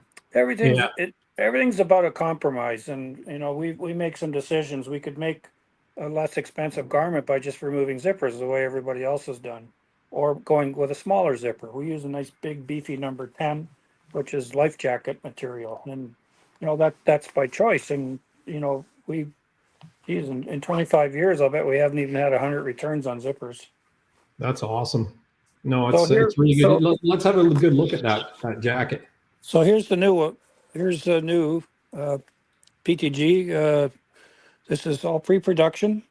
We've got about 10 riders out right now who have gear, and I think we're about to roll 50,000 kilometers in 2 years. Myself personally, I've got 4,000 miles last year, 2,000. I got 10K just on one suit. Yeah, right on. For V1, but you can see now. See here, with laser cutting, I can put the vent where I want it, which is right deliberately just on the inside, so the airflow can go in where I want it. Usually, they like to put zippers in a seam or create a seam. So with the die cut now, I can put the vents exactly where I want them. Very cool. and You on your website it shows two colorways for the jacket. Do you have intentions of making like a solid black or black and red, or having options for customers? Well, year one. So what we've been well known because of our visibility. We have orange, fluorescent orange, which is the customary long, you know, well-known color. But anybody that's in the ADV off-road motorcycle world will know that high vis yellow is actually pops. So at 5:30 at night when it's dark, the high vis yellow pops because the headlight hits that and the contrast. When the light hits the orange, it's a little darker.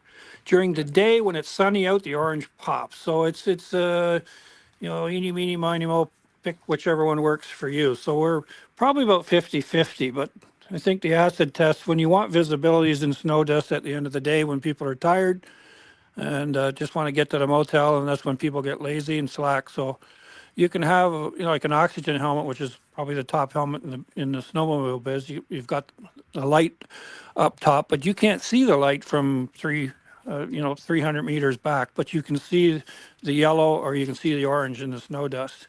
And we put it out onto the arms deliberately because as you're going through the corner, you can catch the eye of somebody. Does it have reflective do you have reflective strips as well in it? Yeah, right here on the elbow, because the elbow is important when if you're body English and you're leaning out in corners, and you know the six riders, they're riding 6-pack and they're less than 60 seconds apart. It's you have a couple of seconds to acquire the target in front of you. So you've got the color and you've got the reflective, and we got a big stripe on the back here, and it just pops. It pops. I know guys that won't wear color though, and Corey even said it. He needs just a straight black jacket. For sure, but like, not in year one, because we're committed. We're a small company, and the vast majority of our PTG Generation 1, they've always asked for the orange because they want that visibility. So okay. so the Climb going all black with a little yellow trim is sexy, but we're not FXR, in your face kind of thing. We're probably closer to Climb, a little more subtle, but a lot more technical features. Yeah, right. You're thinking safety first, right? Yeah, so let's go into pants, because probably the pants. No, we're not done with the jacket. We've got the new collar. Yeah, Oh show yeah, the we got our collar. So this is kind of cool. Yeah. This is kind of cool because everybody's had the stovepiping when the heat comes up and you say, oh man, I just hope it doesn't get into the helmet and fog up my lens or goggles. So what we have now is we offset the center zipper, and we've got a venting zip here. Oh, cool. And so at speed, you pull that vent, you can just feel the air just circulate, going right around the neck and out the exhaust. Now, does that work well exhaust. with the oxygen helmet bib and the Advex helmet bibs? Well, this is the neck zone is the toughest area for me. For most challenges are the neck, because people have no neck, short neck, long neck, 17 and a half collar, and and they're 160 pounds, so it's tough. So we built in as much adjustability as we can up top. The goal is, when all the zippers are pulled up, we want to be able to move your head in the neck envelope without snagging your mid and base layer neck products. It's the toughest area for me to engineer is upstairs. But most jackets have a center zip, and nobody could ever get it done. So you're already getting that cold pierce right in your throat area. So this, by offsetting the zipper, we essentially have created a windshield for the neck. Yeah. And the venting is exceptional. When you feel the airflow coming around there, it's quite reassuring. Get rid of the cuffs. Yeah, we got rid of cuffs. We got a Velcro over cuff, and we've got the little that's kind of cool, athletic type sleeve on it. Yeah, you can use it. Can you unzip the jacket? Can you unzip the jacket and show us the insulation, like how thick that is? It looks really thin. It's 100 grams of insulation, which is light. So most conventional clothing has 200 grams. We don't need that, because you get 200 grams in the jacket, 200 in the pant. You have 400 grams in the engine room where you don't need any insulation. So we've kind of done it in reverse. Yeah. Yeah, good. If anything, the comments are that arms will get a little cold if you're wearing a TekVest. So everybody's got to find their mid layer. We've got the snow cuff here. You can see is deliberately the high vis color, because when you got your helmet on, it's hard to look down. Some people can't even see their toes. Yeah, right. But here you can see, when you see this, you can see the color. If it's done up or not. And we've got zipper pulls. Everything you see high vis is a vent. Everything that's black is not. Is a pocket.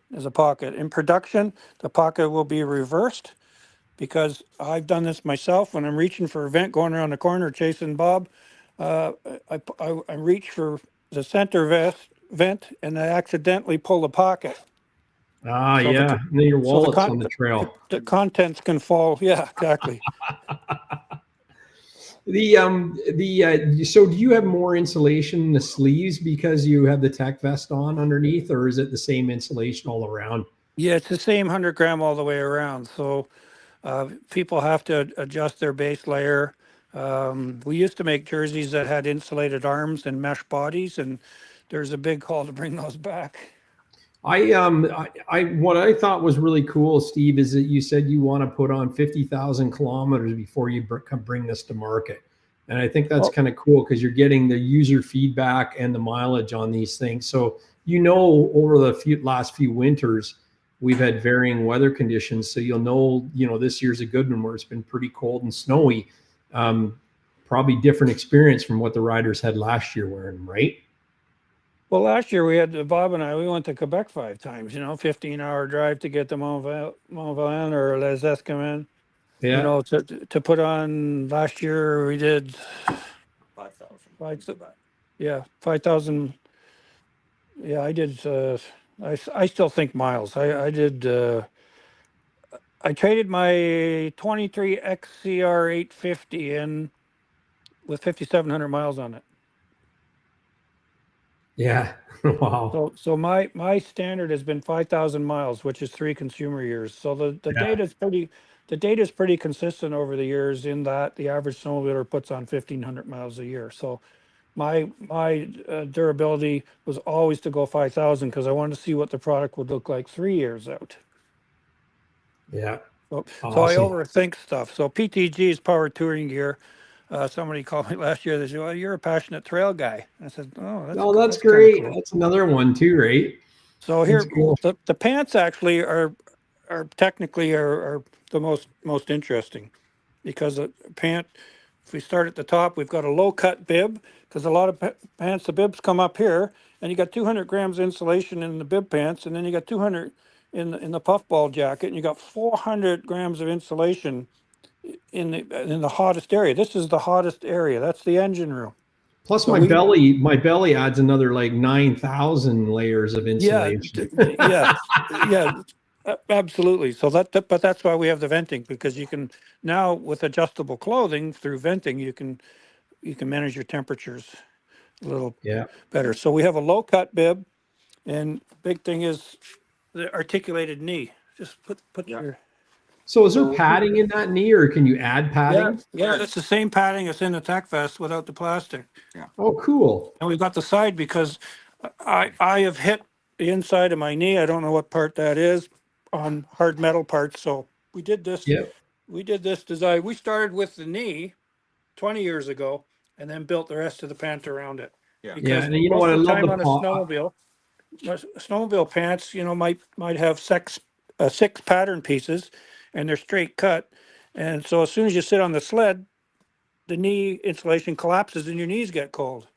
Plus now Yeah. with rider forward, with knees getting jammed into bodywork, the foam does double duty. Yeah, and we're talking then the next gen pant. This is a single layer of foam in the center, actually all 3 pieces, but the next gen we're talking about doing double insulation in the center here. Again, so now you've got protection for your knee built in. You don't have to buy the padding for the sled, and no matter what sled you're on, you've got an inch of foam to keep you warm and to protect you from those bodywork bumps. Well, Yeah. and especially high speed wind bleed Quebec style, where you can do 80 miles an hour for 5 miles, and the wind bleed just gets through everything. And once you have cold knees, the rest of the body morale starts to be compromised. So we started with warm protected knees, and then worked our way up. Now here's a good shot. Coolers for the boys. Yeah, so we've got vents where I've always wanted them in the crotch there. Yeah, but we decided not to use the high vis in this area. Yeah, because it looks like you're hanging a pair, so we went black Yeah. down there. But look I've got the vents right inside where I want them. So as soon as you're going around the corners, your knees hanging out, you're bringing in air. That's And great. again, see the laser cut. We don't have to sew us into seams. Yeah. We were able to position the pocket precisely where we wanted it. Yeah. I want to go back and you can actually, when you say articulated knee, you can actually see that it almost looks hinged, like it's moving with your leg. I like that. And the pocket above is my favorite part of the pant, right there. Yeah, big cargo. Yeah. It's left-hand operated if you need to get in quick Love that. map or face wipe. Yeah, I don't know what it is, but this is one of my little pet things is you leave the gas station and you think, did I put my wallet away? Yes, I did. Yeah. I can, instead of, and to get it out is easy too. Yeah, that's So awesome. your wallet's in and out. You can keep a map here instead of digging it in and out of a tank bag. You can put maps in here. So it's a huge pocket, and I've always loved it because you can, I got my wallet with me. I didn't leave it behind. And it's a surface mounted pocket as opposed to something that's internal. So the bulk will force its way out, and so you don't feel it's like a cargo. It's like a cargo pant. I think it's awesome. It is. And I then really like that. Then Bob, stand up and I'll show you what we do for side venting. So on where's the light? It's not so good. Let me come around this side. No, you stay there, right there. So you'll see on the side, most pants take the zipper right up to the hemline, the waistline. but we start it down here, which is where the jacket is, because this is also a vent, a quick vent. Get some airflow. So you have Oh, cool. intake, exhaust, intake, exhaust. Right on. And you can also reach in and move the boys around. I wear cargo pants underneath mech stuff, so I can reach in and grab my wallet. Yeah. I And the wear pants- cargo pants usually when I ride, and I fill them with everything. Batteries, you name it. So I think that's pretty awesome. Yeah, you're filming. You're always got too much Yeah. stuff. Yeah, for sure. And our pant is a zipper. Pet peeve of most pants is trying to do up the gaiter inside. Mm-hmm. So what we do is we just have an elastic gaiter that automatically tightens as you pull the zipper down, and it snags the boot instead of trying to tuck something down inside the boot and then have it pull out. So if you're Perfect. actually if you blow a corner and you actually have to tromp through the snow only comes up to the seam line, and it's almost like having a pair of snowshoes. Yeah, right on. So the power touring gear is still pre-production. The company hasn't made a decision yet whether to go to production. Last year was a real bummer as far as inventory for everybody. So, hardware, software, parts, clothing, etc.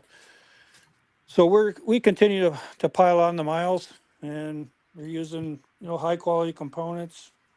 Cool. And our waterproof breathable fabric is High-Tex, which most people have heard of Symptex, Gore-Tex, of course. Yeah, of And course. Entrant are three of the more popular names. The High-Tex, which is out of Taiwan, is equal to or superior to other waterproof breathable. You won't see much Gore anymore because Gore has gotten greedy, and they had a stranglehold for 20 years, and now if you want to work with Gore, you got to buy their equipment, you got to do their processes, and that's why companies like Climb that pioneered Gore and got them to the front. Actually, Rima Clothing was really the first guys to give Gore-Tex a big exposure, but Gore-Tex's patent expired a few years back, so now there's equally better, if not better, products for less money, less hassle. So Yeah. to me, seam sealing is more important than having a pure waterproof breathable Yeah, fabric. that's right. No, bulk isn't always mean warmer. You know what I mean? That's one thing. That's a misconception, is they think it's got to be thicker to keep you warm, and it doesn't. Yeah, that's true. it's cheaper to make thicker stuff. It's cheaper to throw 200 ounces of insulation in the jacket and the pants. You have one material, one cut, less waste. So we go the other way, where you can't work with a nylon shell, because a nylon shell without insulation, which is a wicking layer, it gets moisture. You can actually get a unlined jacket. You can actually get the ice buildup on the inside. If you stop at the end of the day, you can actually see ice formed on the inside of a shell type product. Yeah, yeah. And So then what's down the what down do you know here, what the do you know what the this is- price point's going to be of this? Someone's asked about price. Like, do you know what the price point of the PTG is going to be when it launches? Or are you still working on that? well, there's so much supply chain uncertainties here with what's going on south of the border with our new president there. The tariffs are already biting here because we've had to lay folks off because we export mainly to the U.S. So we can't really commit on price. The goal is to keep it under 2,000 Canadian, and with a TekVest included. With the TekVest? Okay, that's good. So the Right. TekVest Then that's TekVest is super competitive $449. then to the other brands for a full suit, top and Yeah. bottom. Yeah, it is, Yeah, and it's good. we don't need to be the biggest. We just want to be technically known as one of the superior products, and there'll still be more FXR and Climb and OE BRP stuff out there, but we don't need to be as big as those guys. They all have warehouses full of stuff right now, and our warehouse is virtually cleaned. Now, are you Yep. you're gonna make these in Minden still? No, these are actually offshore from our Vietnamese partner. Okay. I've been very picky over the years. I didn't want to go there, but as I said earlier, we can't get people in this county to show up for work. Since COVID, people got a lot of bad habits. They got some free money, and some of them still haven't come out of their mother's basement. So it's tough to hire people. The average age of our sewer is 64, 65. So Yeah. I wish that the government would put more money into trades training. We got too many PhDs and too many BAs and too many university degrees and not enough apprentice type trades. The cut and sew business is going to be here. It can't be replaced, even just covers alone. People just can't find people to do heavy needle sewing work. And so we have to blend our production sources from overseas with local. Well, and Yeah.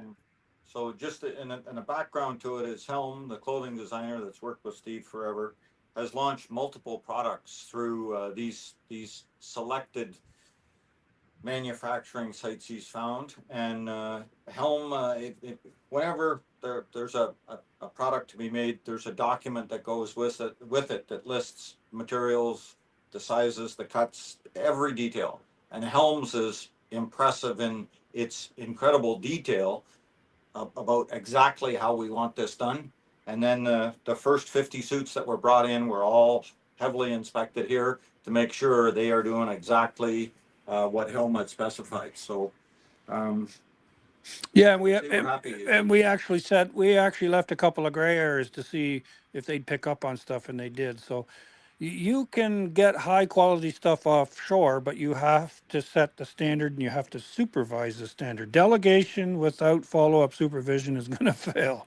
So we're pretty picky, and I was pleased to get my son Kevin over there last fall so he can do a handover, because Helm and I are both north of 70, and we want to retire to do more riding and less of this stuff. So we've got some youth here, and we've got great partners overseas who are our second generation, 30, 35-year-old people running their family businesses overseas.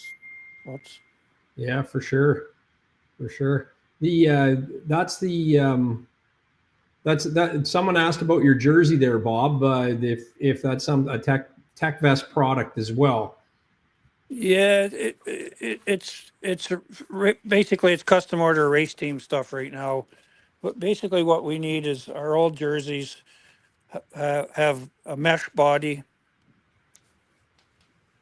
so these are all dye sub. These are, standard motor. Well, this is heavier duty than the motocross stuff. And you can order those on your website, right? No, it's not. It's not there. You have to come in. It's all custom. Okay. We're a small company with a big heart, and we can't put all the products out there that I would personally like. Yeah. But yes, a jersey. We had jerseys over there. We did it 25 years ago. Jerseys with insulated arms and mesh bodies. and most of us still have them. Yeah, they haven't worn out. So my next Yeah, life, that's I'm cool. into consumables, carbides or something. So that's it. So PTG, you might see some of us out on the trails. I mean, this year I just rolled 2,000 last week miles. Last year was almost 4,000. So by April 1st, we probably will have accumulated 50 to 60,000 clicks on about 12 suits that are out there. So far at this point, we've not had one technical failure. Touch wood, shouldn't have said that. And we've done a bunch of running changes for the production, and we look forward to exposing it. If we didn't have last year to face with, we would have launched for this season 25. So now we're hitting the reset to 26. But what that does is give me another year to pile on more miles. That's my excuse, just to validate everything. But so far, I'm super happy, because I'm known to be super picky about stuff, because I worked for a company called BRP for 16 years where we used customers as the guinea pig. So when it's my turn, we're using high quality subcomponents. So the overall product performance is the sum of all of its subcomponents. So we use nylon threads, high tenacity mesh, high tenacity polyester, big beefy number 10 zippers. We use, high intensity webbing. Like it's, our component list is I don't think it's matched by anybody else, but then, a lot of the companies have.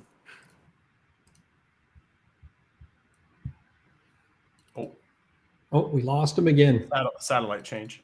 Yeah, that's right. Elon Musk, they do have packet loss. That's for sure. Yeah. Every 5 minutes or so, Drew always drops it when he's in Kenora. Yeah, they don't spool well for streaming. You know what, Drew? I'm gonna roll the. I'm gonna roll the. Do you want to do roll call? Let's do roll call, and then it's brought to you. Waiting for him to come back. Yeah. Go ahead. There's gonna be a lot of names because it's been a while. It's been a good night. Lots of people there's 70 people in the chat right now. So say hi if you're in there. An hour and 45. So there'll be lots in here. So we got looks like at the very top of the day at 7:09. Maybe I can't see all the chat actually. Hold on. It's doing what it did to me the last week as well. I can only see stuff at 7:19 because it's so old. Here, let me go. Maybe StreamYard has the whole thing. Hey. Sorry about that. That iPhone was on charge. But I guess the video sucks up the power, right? It's like it does. Drew's just doing a roll call, and then we'll get back to chatting about TekRider. Okay, so in the chat tonight, we got obviously Rob the Oil Guy is in the chat. He was the first one in here tonight. We also got another Ron. We got not another Rob. We got Ron Kessalute. Chris Watson's in here. Mike Gulitz, the Motorsport channel, as always. Olive Garden Gnome's in here, throwing sparks. Elder Santos, Rob C. I rode with Elder Santos on the weekend. Awesome, dude. Sweet. This guy put a 600. He was keeping up with the comp and the mock. I'm sure his 600 E-Tech has got 10 years off its life, but he was right there. Hey, like I said, sometimes the lightness of the 600 two-stroke is enough. Keep going. Corey Brock's in here, Uncle Buck, Dan Smith, All-Terrain TV, Mike Vetfan, 1967. He's seems to be a guy who pops in now every single week. Lepoinski 800R, Rob Overholt. Who else? Dan Smith's in here. Chris Watts. I think I already said Chris Watson. Yeah, you did. Yeah. Shoot My Shot is in here. Oh, he's been in a few times. Yeah. Don Maloney. William McCleary. We talked about Michael Hoskins earlier. We answered one of his questions. Keith 6360. Joe C422, outdoor hobby guy. Dan B. Hold on, we're almost through it. Probably not. Kelly Maloney, we did one of their questions. Iron Moose said he's looking to buy a TekVest in the near future, so he was looking forward to this show. Toys R Me has been active in the chat the past few minutes here. We got Mark Casting, Sled Tube, Jacob Massart, a lot of the normal suspects in here. Savage One, he's been in here every single week too. Yeah, Lepoinski says, "Hey guys, huge shout out to BYR in Ayr, Ontario. Furry always comes through for getting us back on the trail, even being so busy. Took care of us. Appreciate you, man. Thank you."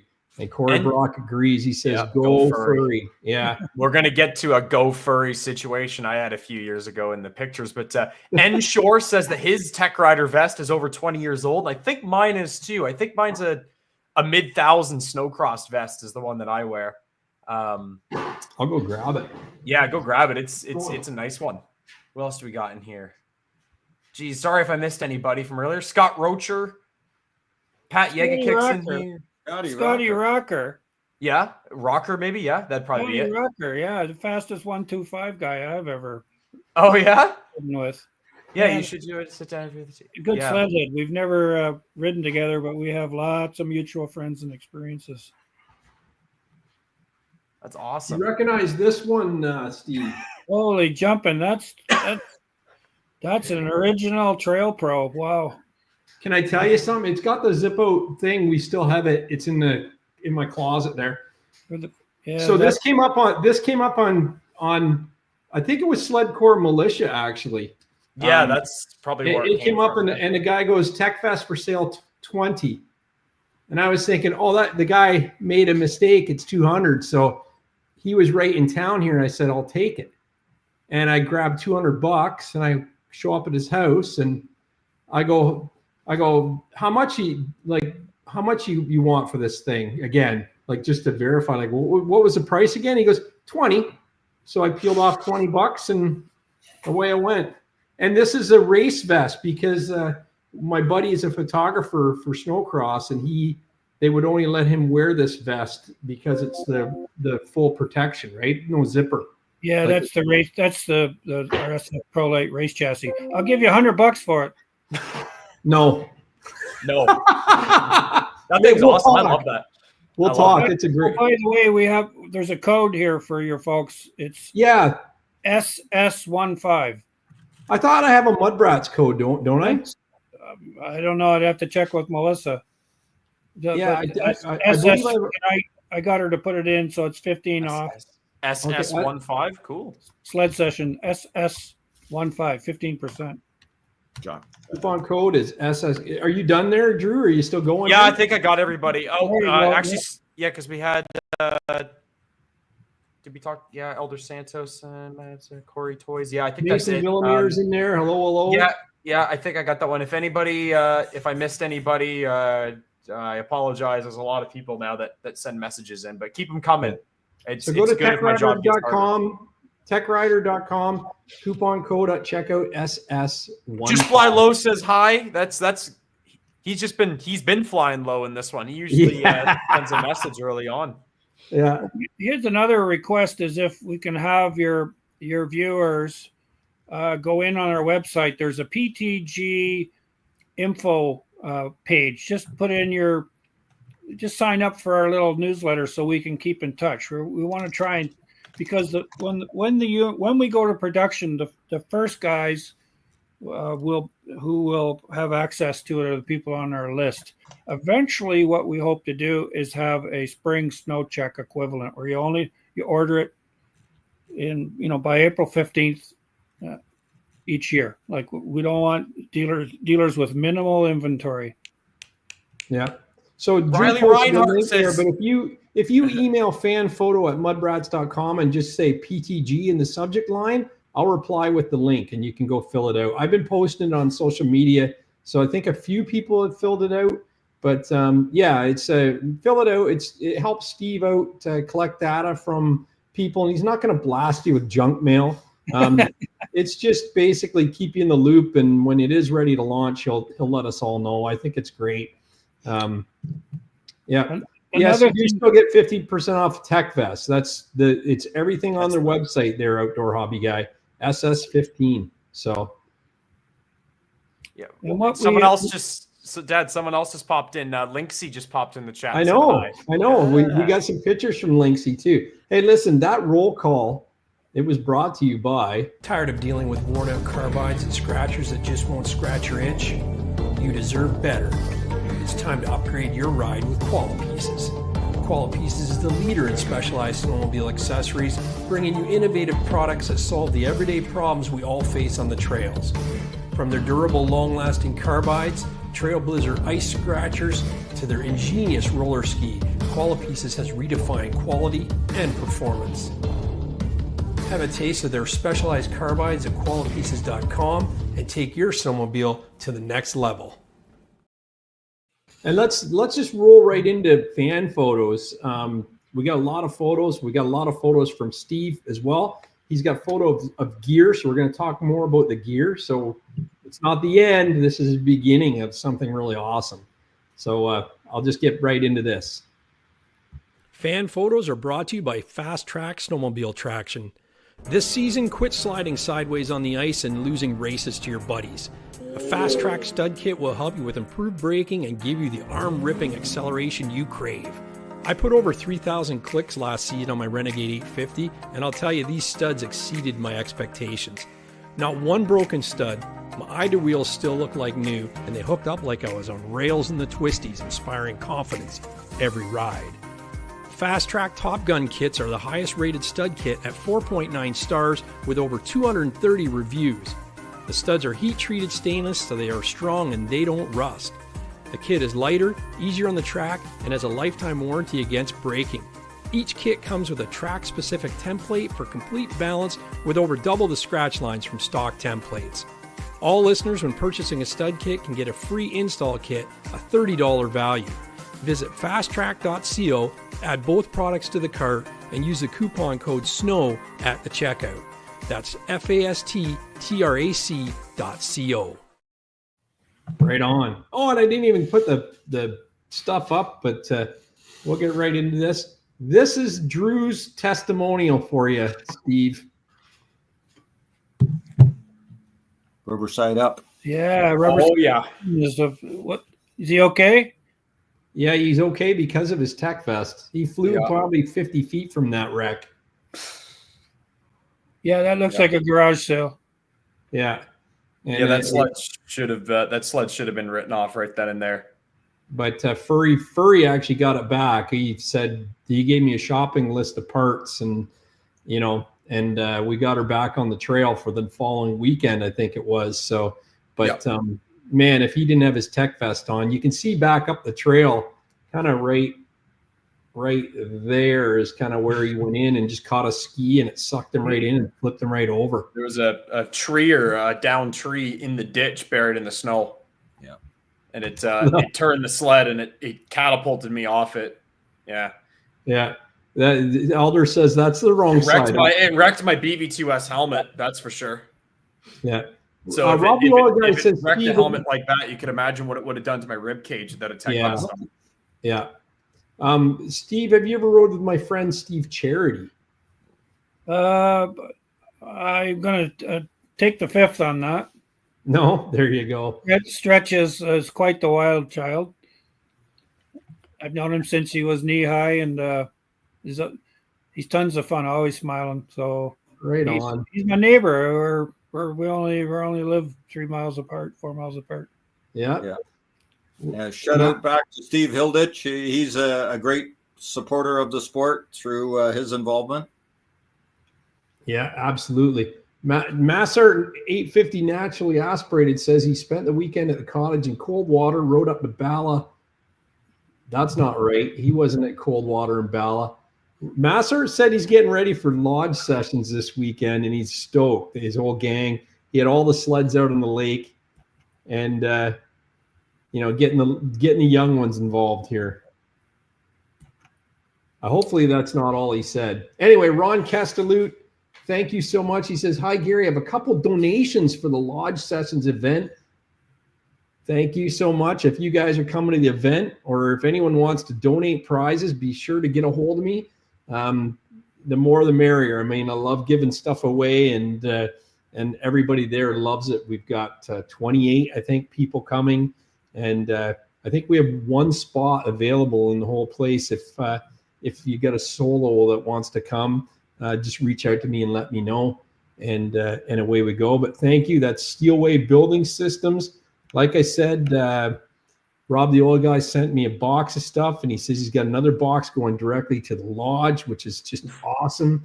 We're going to make sure we get him lots of exposure. Ultimax Belts is doing 2 belts again this year during the poker run. I've got LJE products. We've got the LED lighting systems, the Ride Courtesy lights, which I've been using on the mock, and I love it. We've got helmet lights. We've got accessory cords. We've got Kane's Quest hat. I've got Koala Pieces toques. I've got the list goes on and on. Corey, you post what you got there. He picked up a bunch of stuff. It's going to be a good time. Everybody's going to happy. And this jacket, Ron Kessler bought for a prize to donate. That's an oldie. You used to run this jacket back in 2017. I still wear it. And people at that point, I think it was a couple of years, because that's when the TNT. It's the TNT, the track and trail jacket, and it's my exact color, the orange and black. And I will autograph it on lodge sessions. Whoever wins that. Maybe I'll bring mine and we can pose with it. But I had someone say it was too nice of a jacket to wear working on the sleds. This is the Bala. Hey, we were there. Yeah. So it's Blake Bouchard, and he says he spent the weekend at No, that's not Blake Bouchard. Oh Just my thought I'd gosh. share some photos from our ride this weekend to MacTier.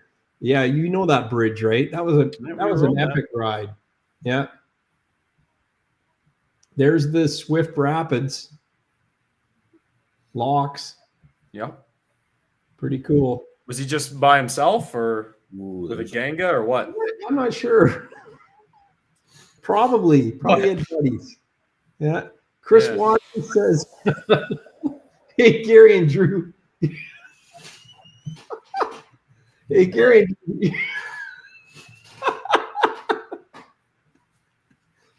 Here's a few. Sorry. Hey, Gary and Drew, here's a few photos. This week we did a night ride and another 200 kilometers through. Oh, stop it. He did another 200 kilometers through the mountains, and as usual, another ditching right beside the house. Good news, it happened close to all the other amenities, bathroom, kitchen, garage, and warming shack, etc. That's from Chris Watson. Look at how mint that trail is. That is wicked. Oh, yeah, that happened real close to the cabin. If that's the stuck he's talking about.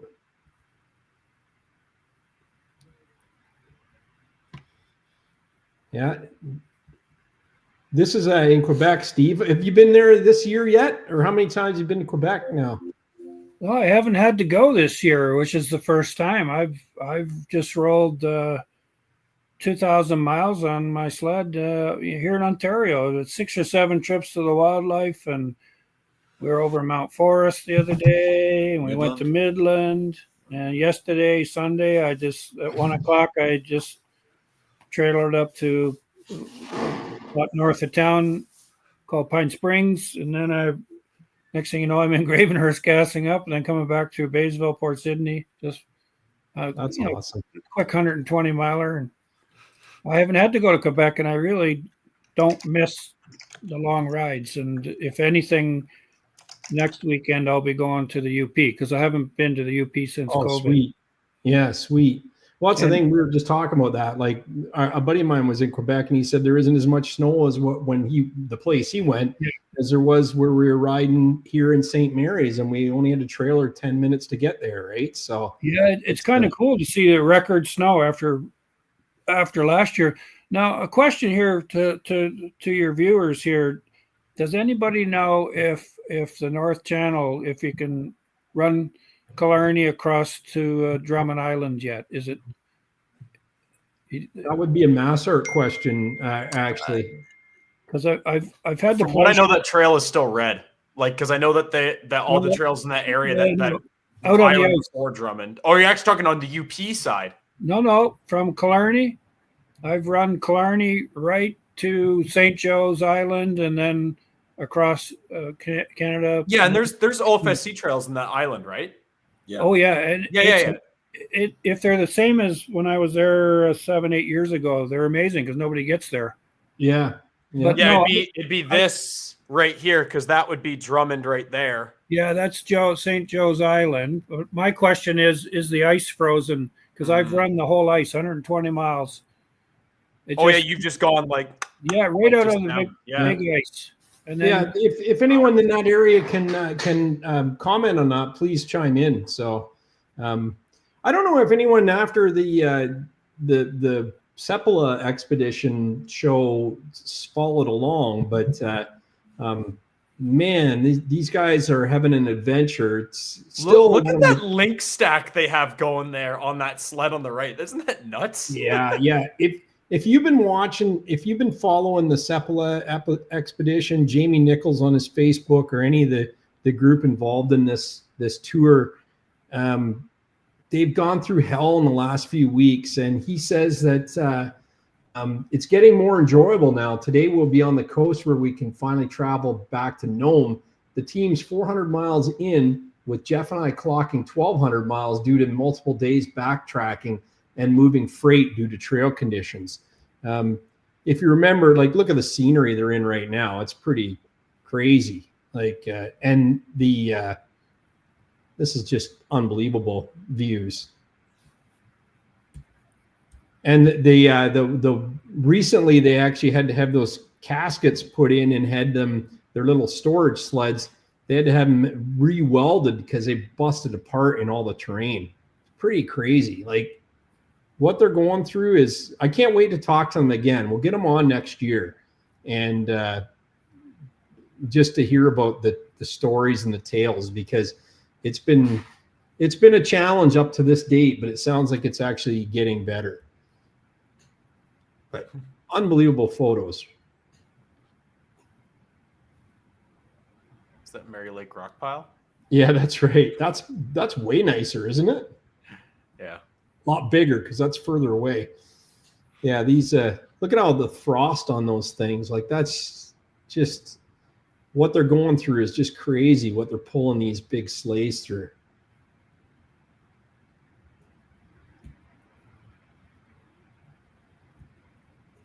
And then this one is a video, but the sound doesn't come through on this way. But he was saying this is a Canadian that's all hopped up on maple syrup and thank yous. Or no, maple syrup and sorries. And he was stuck and he was trying to get that old XP out. But they're still having fun and they're in good spirits, even when they're stuck in an ice flow like this. You know, the video just kind of ends. We don't see whether he made it or not. Michael DeJulio, he says,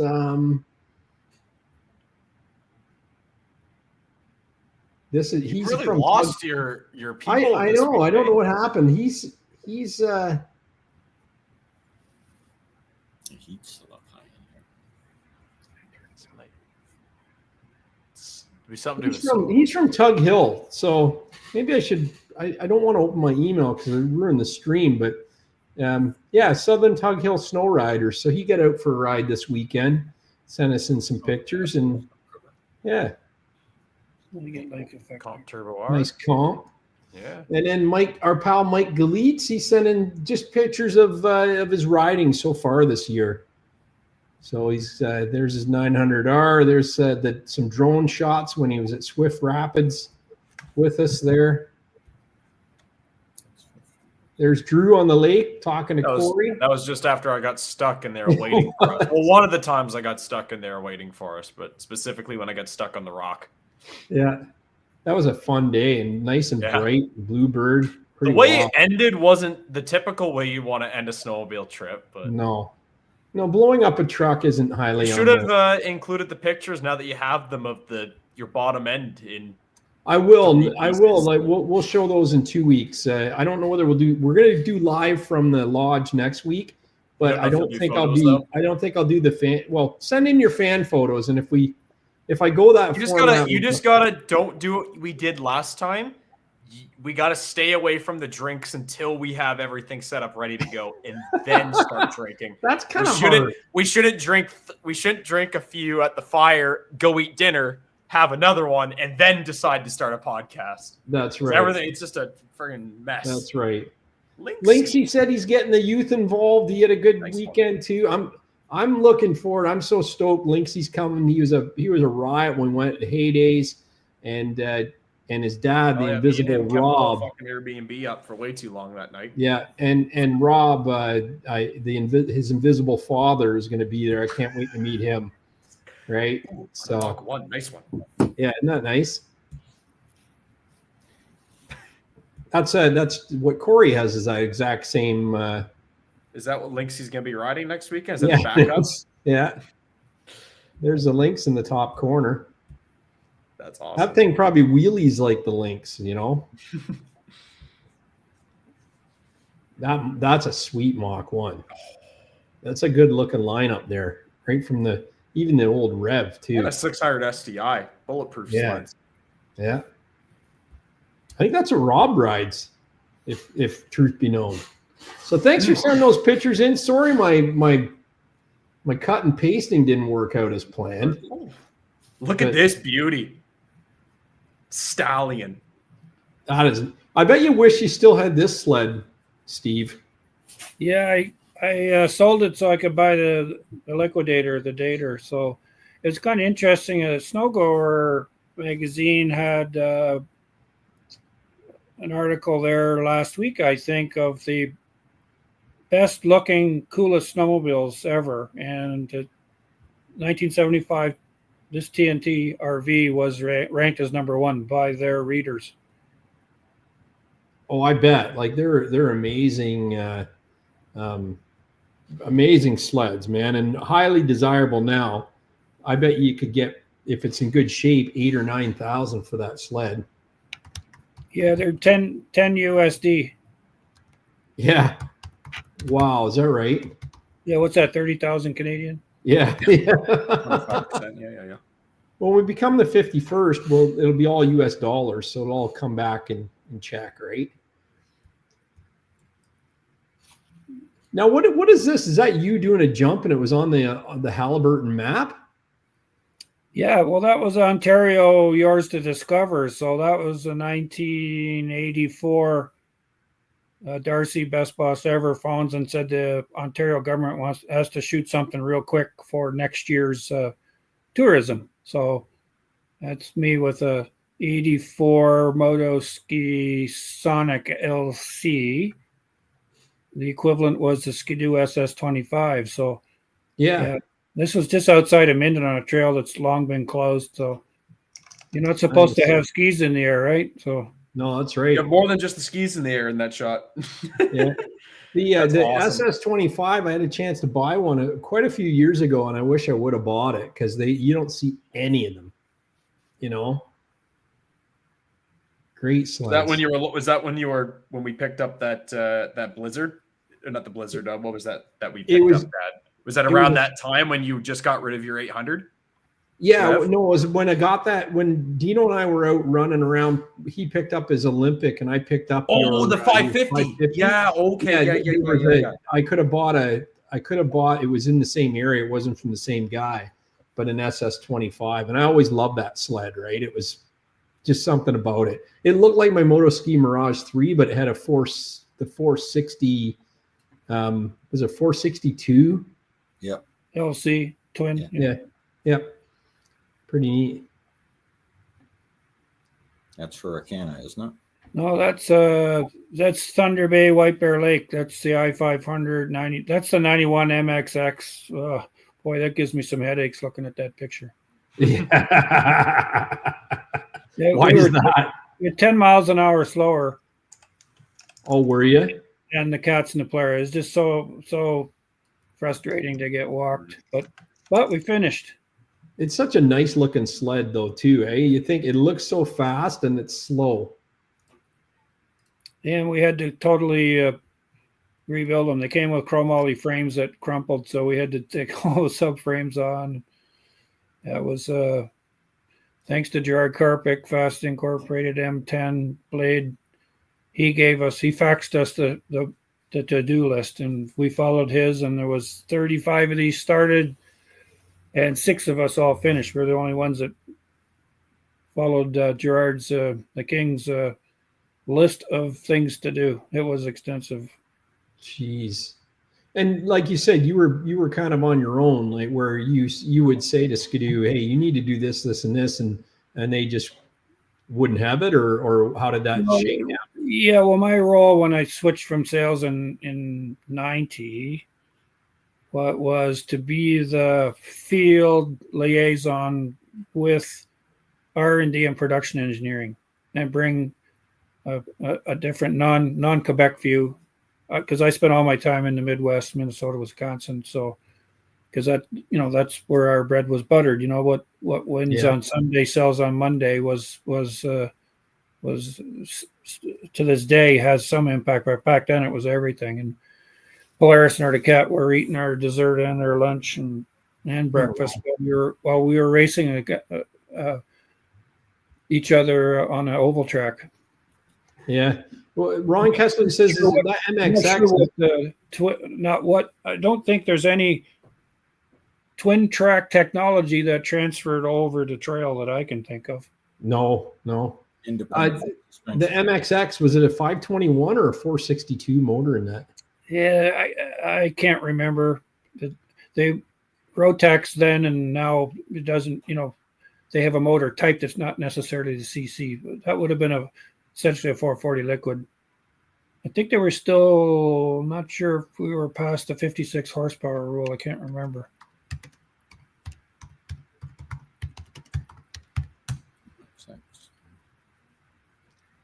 Another nice shot. MX 470.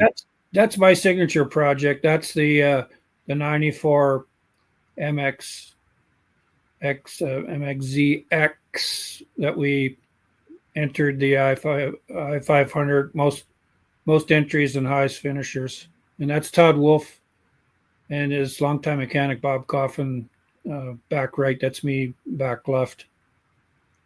Very cool. Because we took that sled from, that's the DSA trailing arm chassis that came out in 93. And we made them finish. Now they were like 25 pounds heavier than stock because we had to reinforce reinforcements, but we finished. Very cool. That's a 96, I think, or 95. 95, I believe it was, right? No, it's 94. That's a 94. Okay. Yeah. 90. My SS had the same hood with those big vents. Yeah. You know what DSA stands for? What's that? I remember on the trailing arms. Yeah. Say dynamic suspension. Dynamic suspension something, wasn't it? Could be a good question. Direct shock action. Oh, direct shock action. I got you. But the inside joke, because I was there in the room when we did the pulled off the white sheet, and it also stands for the same as, because basically we just copied a Polaris. Yeah, right. The same as. And there's a Polaris there. There's a PTG 1 pant. That's nice. Proto. What year was that? Jumping. That's 02. That's nice. 01. Yeah, near Timmins. Remember we went on that? Yeah. Very cool. So you and Bob have been friends for life, have you? Oh, Jesus, don't go that far. Yeah. Yeah. He's my wingman. We complement each other. That's 40 cool. years. 40 some odd years. Yeah. Right on. Have you always lived in Canada, Steve, or did you actually live in Thief River Falls, or just? No, I was always lived here, but I spent a lot of time down there. Yeah. 5 years back and forth, and then they wanted to move me to Wausau, and that's not in the cards. Yeah. No.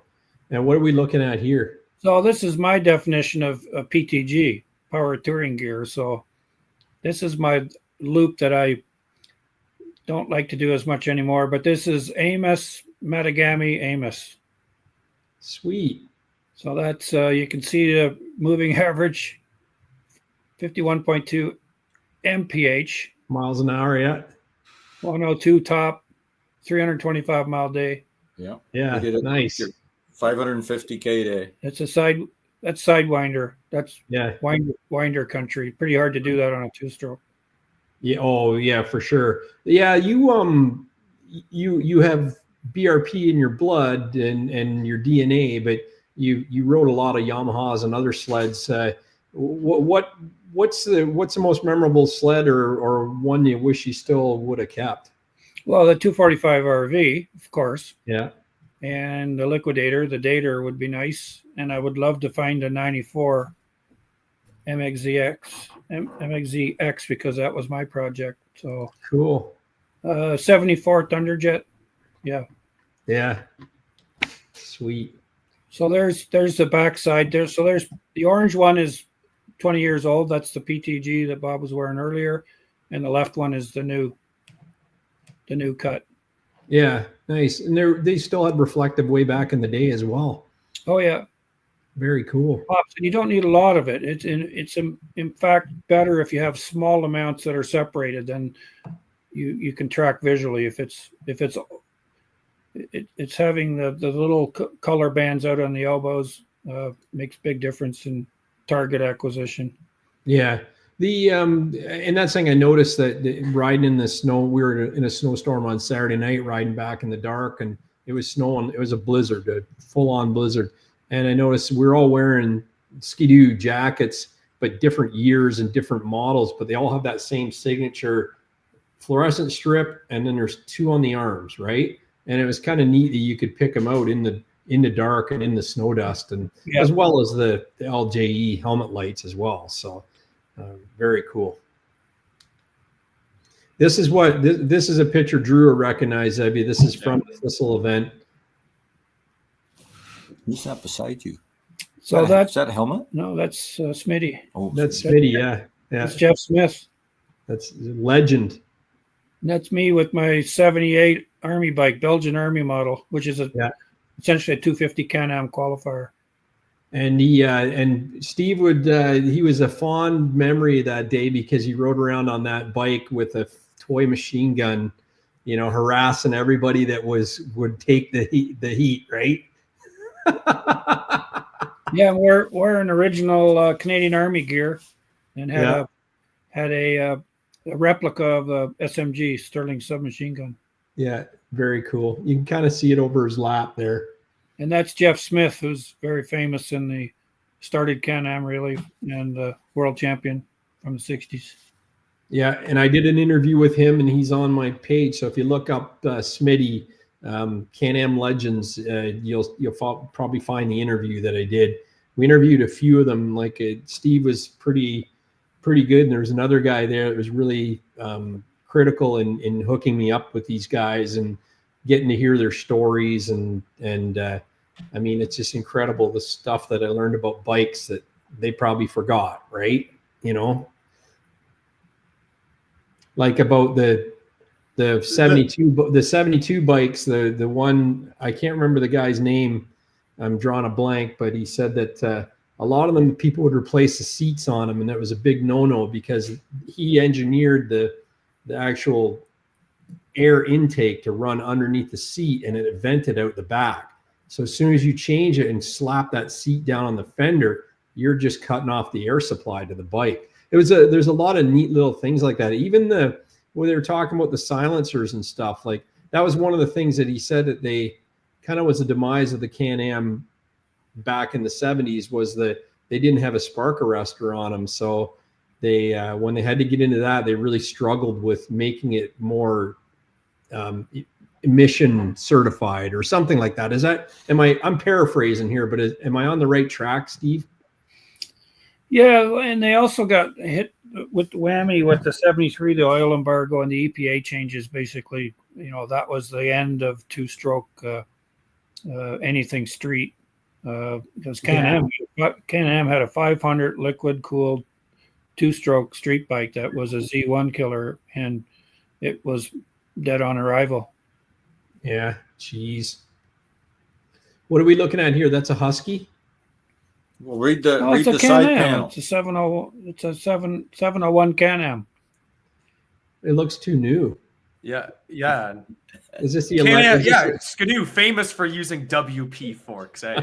Yeah. Yeah, no, that's my Husky that I rebadged with the original 73 Can-Am white tank graphic. I like it. It looks great. Turn a few heads. You got the PTG gear on? Is this in the fall or what? I've been doing that's V1, that suit now. Boy, it's got 6,000 or 7,000 miles on it. I'm still running it, and I use it year round because it works good. In the summer, you have the same issues where you need ventilation.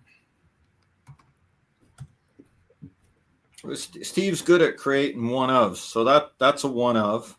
Yeah. Is your one of Motoski? What was that going to be called? A Motoski Megasonic.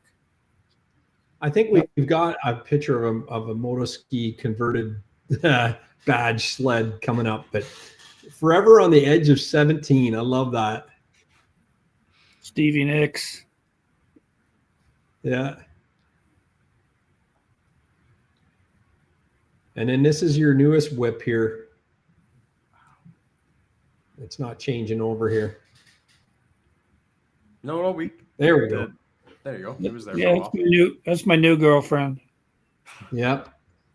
That's a new colorway. I think Nuns has an exact color. It looks really good. Yeah, that's what Nuns picked up this year too, Dad. Yeah.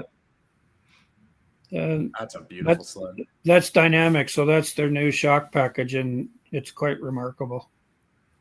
Have you ridden with the Smart Shocks as well in your previous sleds, or is this your first? I had the first one of the very first. I had two 852s during COVID, and I had the first comfy shock with great sled. Yeah. What's your feeling between the two, Dynamics versus Smart Shocks? Are they kind of one and the same? Like, do they do the same thing at the end of the day?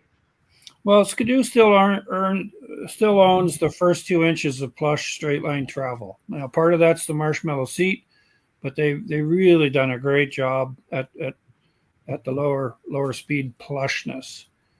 But where and I'm getting into political hot water here, but who cares? I'm 70 now, so you really care. Skidoo's roll center, for me, I still can't get around a corner. You're always fighting ski input, ski up, ski down. The roll center's too high on those things, and you just get on a Polaris or a Yamacat, and you just see how flat they ride through the corners. This Dynamics now with 4 shocks that are electronically connected is quite remarkable. The sled stays flat, rides flat, brakes flat, accelerates flat. It will not wheelie because it's designed to go around corners. This thing is a slot car in the tight trails. It's just it's remarkable. Yeah. My analogy after riding both of them the same day is that Skidoo is 60% comfort, 40% handling, and Polaris is 60% handling, 40% comfort. So they're both doing good things, but how they prioritize those two issues is slightly different. That's a great thing to know. So what you will notice, if everybody, not everybody gets a chance to ride all these different things. Yeah, there's my cheat sheet. That's so far this year. Great. You've had a good, and that's miles. You've had a good winter so far. It's just here in Ontario. I haven't had to go anywhere. It's I know, and that's the best winter. That's the best winter ever, right? It's unbelievable the change in 1 year. Yeah. So sorry, what were you saying, Bob? We kind of cut you off there. Well, I was going to say what Polaris has done is it's a very light ski feel. It's like Yamaha when they came out with the power steering on the winders, like, holy cow, it made it feel like it was half the weight that it really was. But Polaris, the balance that they've achieved with this is remarkable, and it can make a novice rider ride better because all the twitchiness, all the track, ski cross tracking and swerving. How many people have had accidents because of ski darting? Yeah. This thing is remarkable in its light steering effect and the fact that it stays flat. So a novice rider can ride on this and have instant confidence. It's pushed the envelope. So Skidoo, of course, doesn't control the center shock. They've only got 3 shocks, and the center shock, front arm shock, is always underrated in what it does for the overall balance. When you hit the brakes coming into a corner, this thing stays flat, and you can watch on the gauge. It's quite intoxicating to see how the shocks preload. It's distracted driving for sure. But it's quite a remarkable sled. Not just because I paid for it, but I've had the pleasure and the opportunity to ride everything. I love that. That's why I thought I'd ask you, because you have ridden both, right? It's kind of neat. Yeah. They're both great at taking the jar out of a hit and taking the bounce out of those whoops coming into corners. And it's easy to ride at a nice pace and not get tired out. Like you could roll 500K days on those and not be beat at the end of them. Yeah, it's not an arm upper body workout. So, and the do is, but what I got to tell you is the do also NVH, noise, vibration, harshness. They are the quietest running sled. The Polaris here has got huge track howl. I mean, Yamaha had NVH sorted out.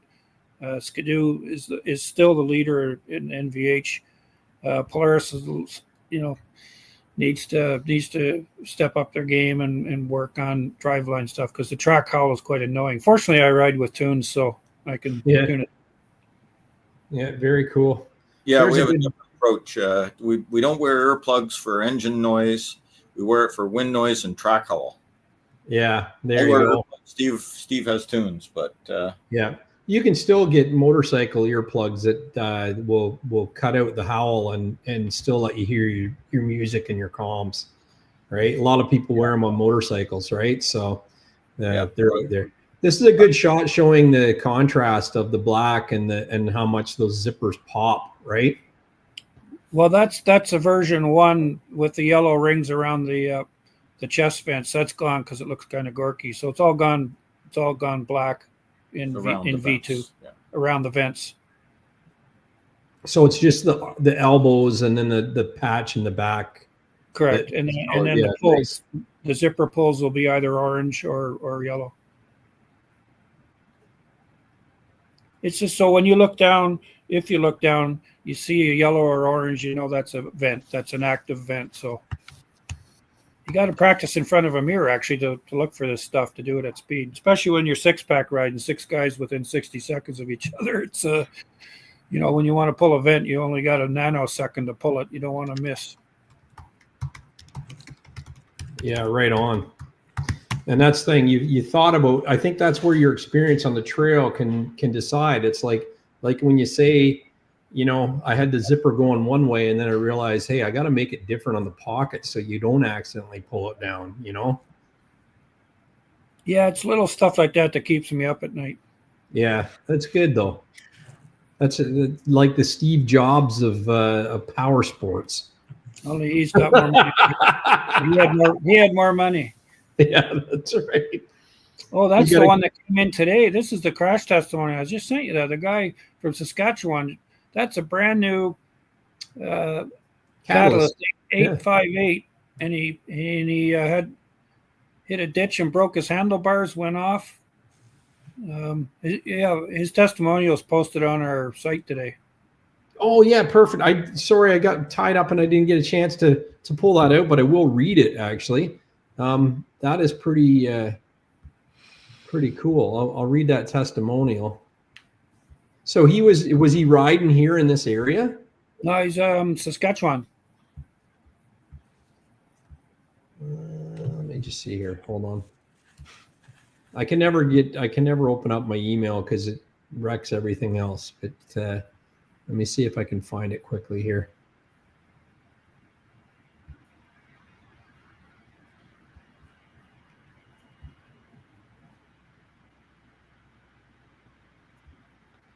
He says, a huge thank you to TekVest for the amazing product. We'll never ride one without one again. Even after 30 years of experience riding snowmobiles, this is a must for me and my family from here on out. I recently had an accident with my new Catalyst sled. The way I hit the handlebars was enough to bend and twist them. As someone who has broke 4 ribs previously, this impact should have done some serious damage once again. However, the TekVest did its job and distributed the force, and I was not even winded by it. As I was sent over the front of the machine, the vest took a second impact as one of the skis went across my chest and broke my nose as it bounced across my helmet. I fully recommend that every rider, regardless of age or experience, needs to wear a TekVest. It should be looked at with the same view and safety as a helmet. A TekVest is a helmet for the body, and that's from Mark. Yeah, that's wild, man. But you must hear stories like this all the time, all the time, every Monday morning, and we hear the bad ones. So, the typical one is, if you've been wearing a TekVest, you might have survived. Like, we can't prevent the crash, but we can reduce the outcome of injury. Yeah, absolutely. It only has to work once to pay for itself. Yeah. Here's your Motoski branded Yamaha. There you go. Yeah. Yeah, when they came out with that one in 15, I saw it right away and I turned it into a Motoski. Sweet. And, some who know me, I took off from there and ended up going out to Thief River Falls and back. So I was gone for 26 days, 4,600 miles. On a sled. Wow. Well, myself and I ride with Mike and Ian a lot. Yeah.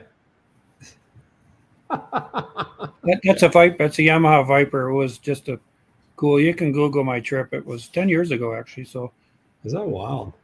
That's very cool. Hey, Dad, that's a good question that Chris just asked, eh? Oh yeah, that is a great question. He says, once you've been in an accident, the vest takes impact. Do you need to replace it, or is it still usable? Yeah, it's still usable. If there's a penetration of the armor that we showed you earlier, the vinyl nitrile foam laminated to the UHMW, if there's a hole through that, then it's compromised. Unfortunately, our stuff is designed for multiple tumbles and years. And yeah, I wish I could say if you have a crash, buy a new one, like the helmet industry. Yeah, created that sort of a scenario, but no, they really don't. Unless they're physically penetrated, they'll go on for a long time. Wicked. Outdoor Hobby Guy says that's a pretty fly looking jacket. Yeah, that was a proto that Helm, my designer, did up for me. It's still out in the back rack. A little too bold for some, but maybe that's in the future. But that's the first jacket we did with dye sublimation 10 years ago. So it just showed us what we could do. Yeah, very good. You got a little bit of snow on your face there. Yeah, that was up near Mount Valin. Just perfect day in March. Wake up 2 feet of snow, and I'm the first guy out. Had to go 100 miles to get to Saguenay. Just when you got your helmet on and you're with the winter Mother Nature, it's so cool, and there's no bugs. That looks like a motorcycle helmet, though. It looks like a thin, like a single layer. Well, I've been wedded to an Arai XD adventure helmet for 20 years, and I just recently went through. I had an oxygen for 2 years, which was great, but I wear glasses, so I had a bit of a reflection issue on that. And for me, the oxygen is actually too warm because I breathe pretty heavy. So got one of those CKX missions, which I quite like, but my Arai is still my go-to helmet. Got a lot of miles on it. There's a great picture. Thank you for your service. Well, thanks for sending me. Yeah, that's me and an American buddy there. That's Afghanistan 2009. Now that's quite the vest he's got on. What was he packing in that? Well, everybody there will have 6 to 10 magazines, all 5.56, and then 4 grenades. And top left, right in the center of the black thing is the web cutter. So a lot of folks have died horribly in these armored vehicles when they get flipped over and they're stuck in their harness and they can't get out. So we all got these web cutters that were. That's right here? Correct, yeah. Yeah. Because you have to cut yourself out. If you're hanging upside down and the vehicle's on fire, you're on your own. Yeah. Wow. Yeah, we were kind of overdressed. Yeah. Well, you want to have everything at your disposal, though. PPE. Brady Slade. He's doing Cane's Quest this year. He's late joining. What would you say the most comfortable vest you offer is?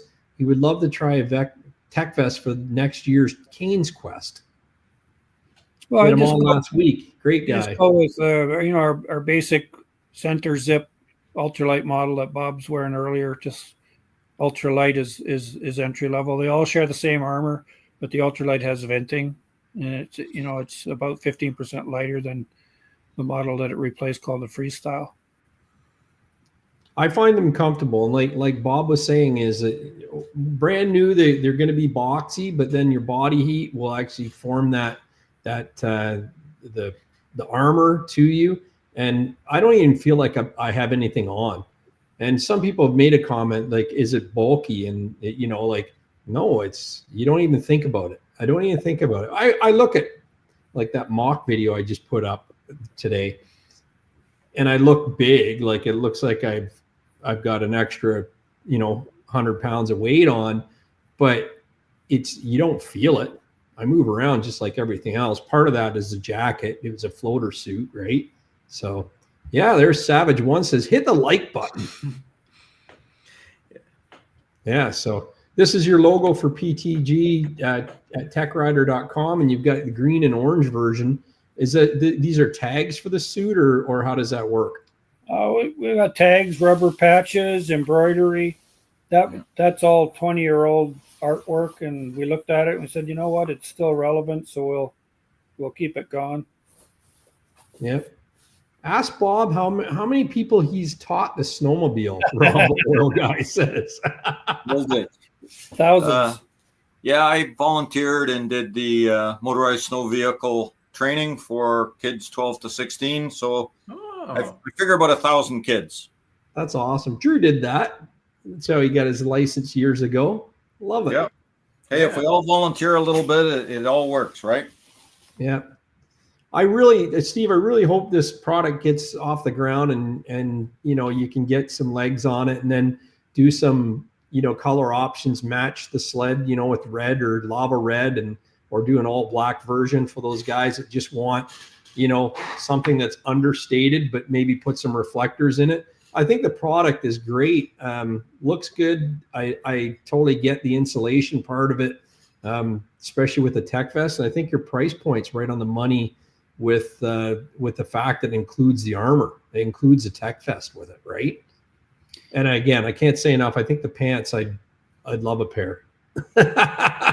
With the amount of stuff I haul around on any given ride. Well, we'll see what we got here in a bag of tricks. But yeah, like I really do. Like you look at this guy looks great on the sled there, right?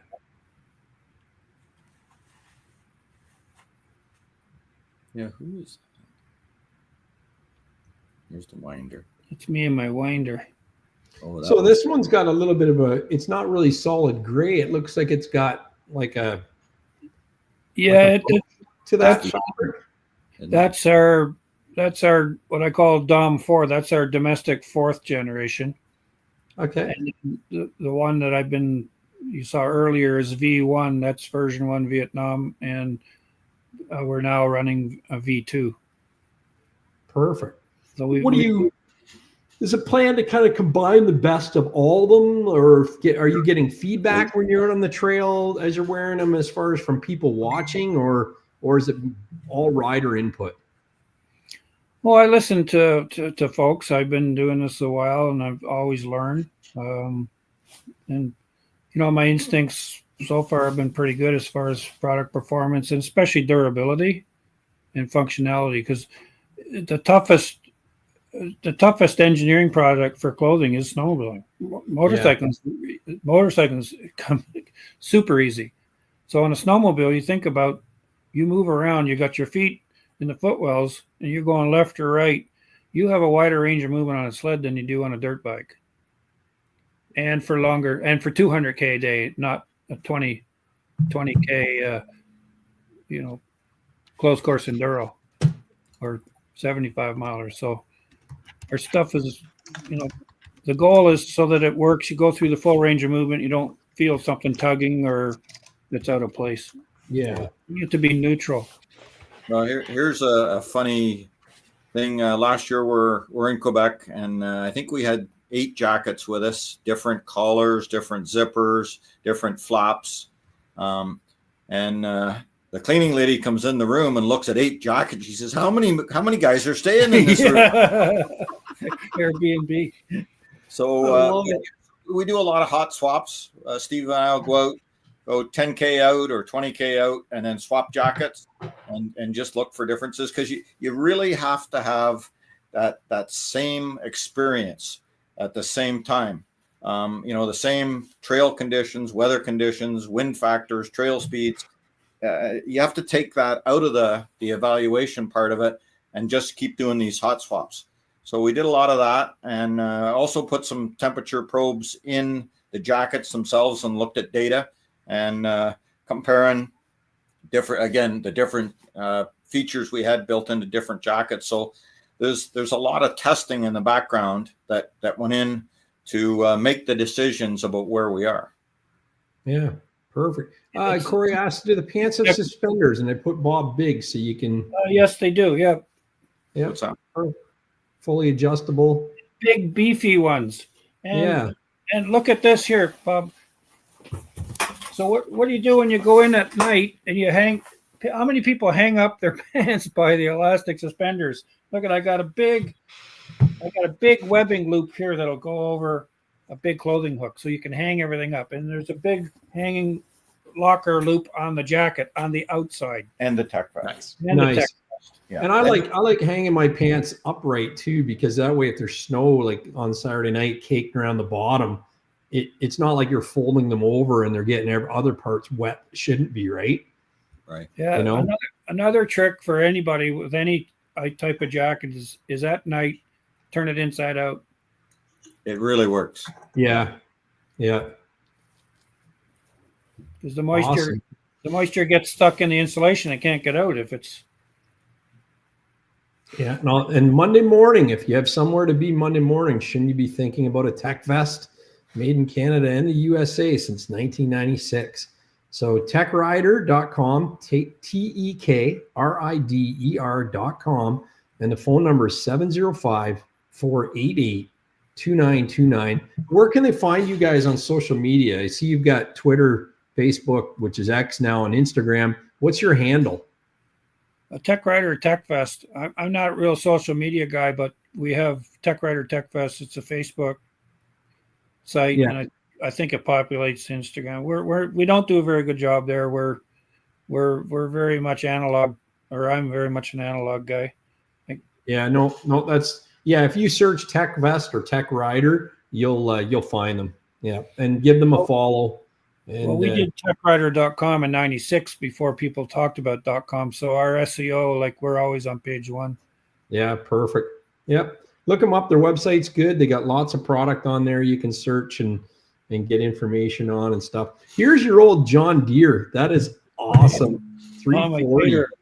340 cc, 610 pounds. The rear skid was 100 pounds. It was the heaviest sled out there. But we got it to 93 mile an hour on radar. On a 340. Yeah. Wow. They did well. They wanted to win. I mean, anybody that's ridden in northern Minnesota, it's all high speed ditch running. It's super high speed. It's way faster than I ever wanted to go. But that sled was designed for sustained top speed. What did you do to the engine? Is there? Did you plane the heads or? It had to be stock engines. So they're blueprint of the chassis. Right? So the chassis, clutching, jetting. Data in '77 they gave us new cylinders and new heads. It was an upgrade. It has a Kelsey Hayes disc brake on it. Look, this is 1976, liquid cooled. Nobody else was liquid that year. Yeah. It took them a long time to get there, but if you held it on the pin long enough, they'd go.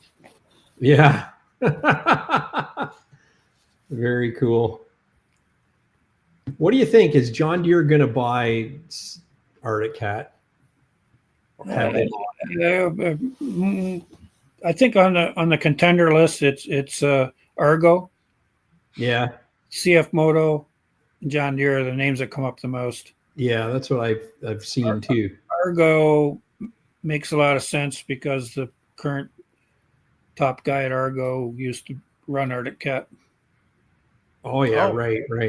Brad Darling, super. Yeah, one of the industries really switched on.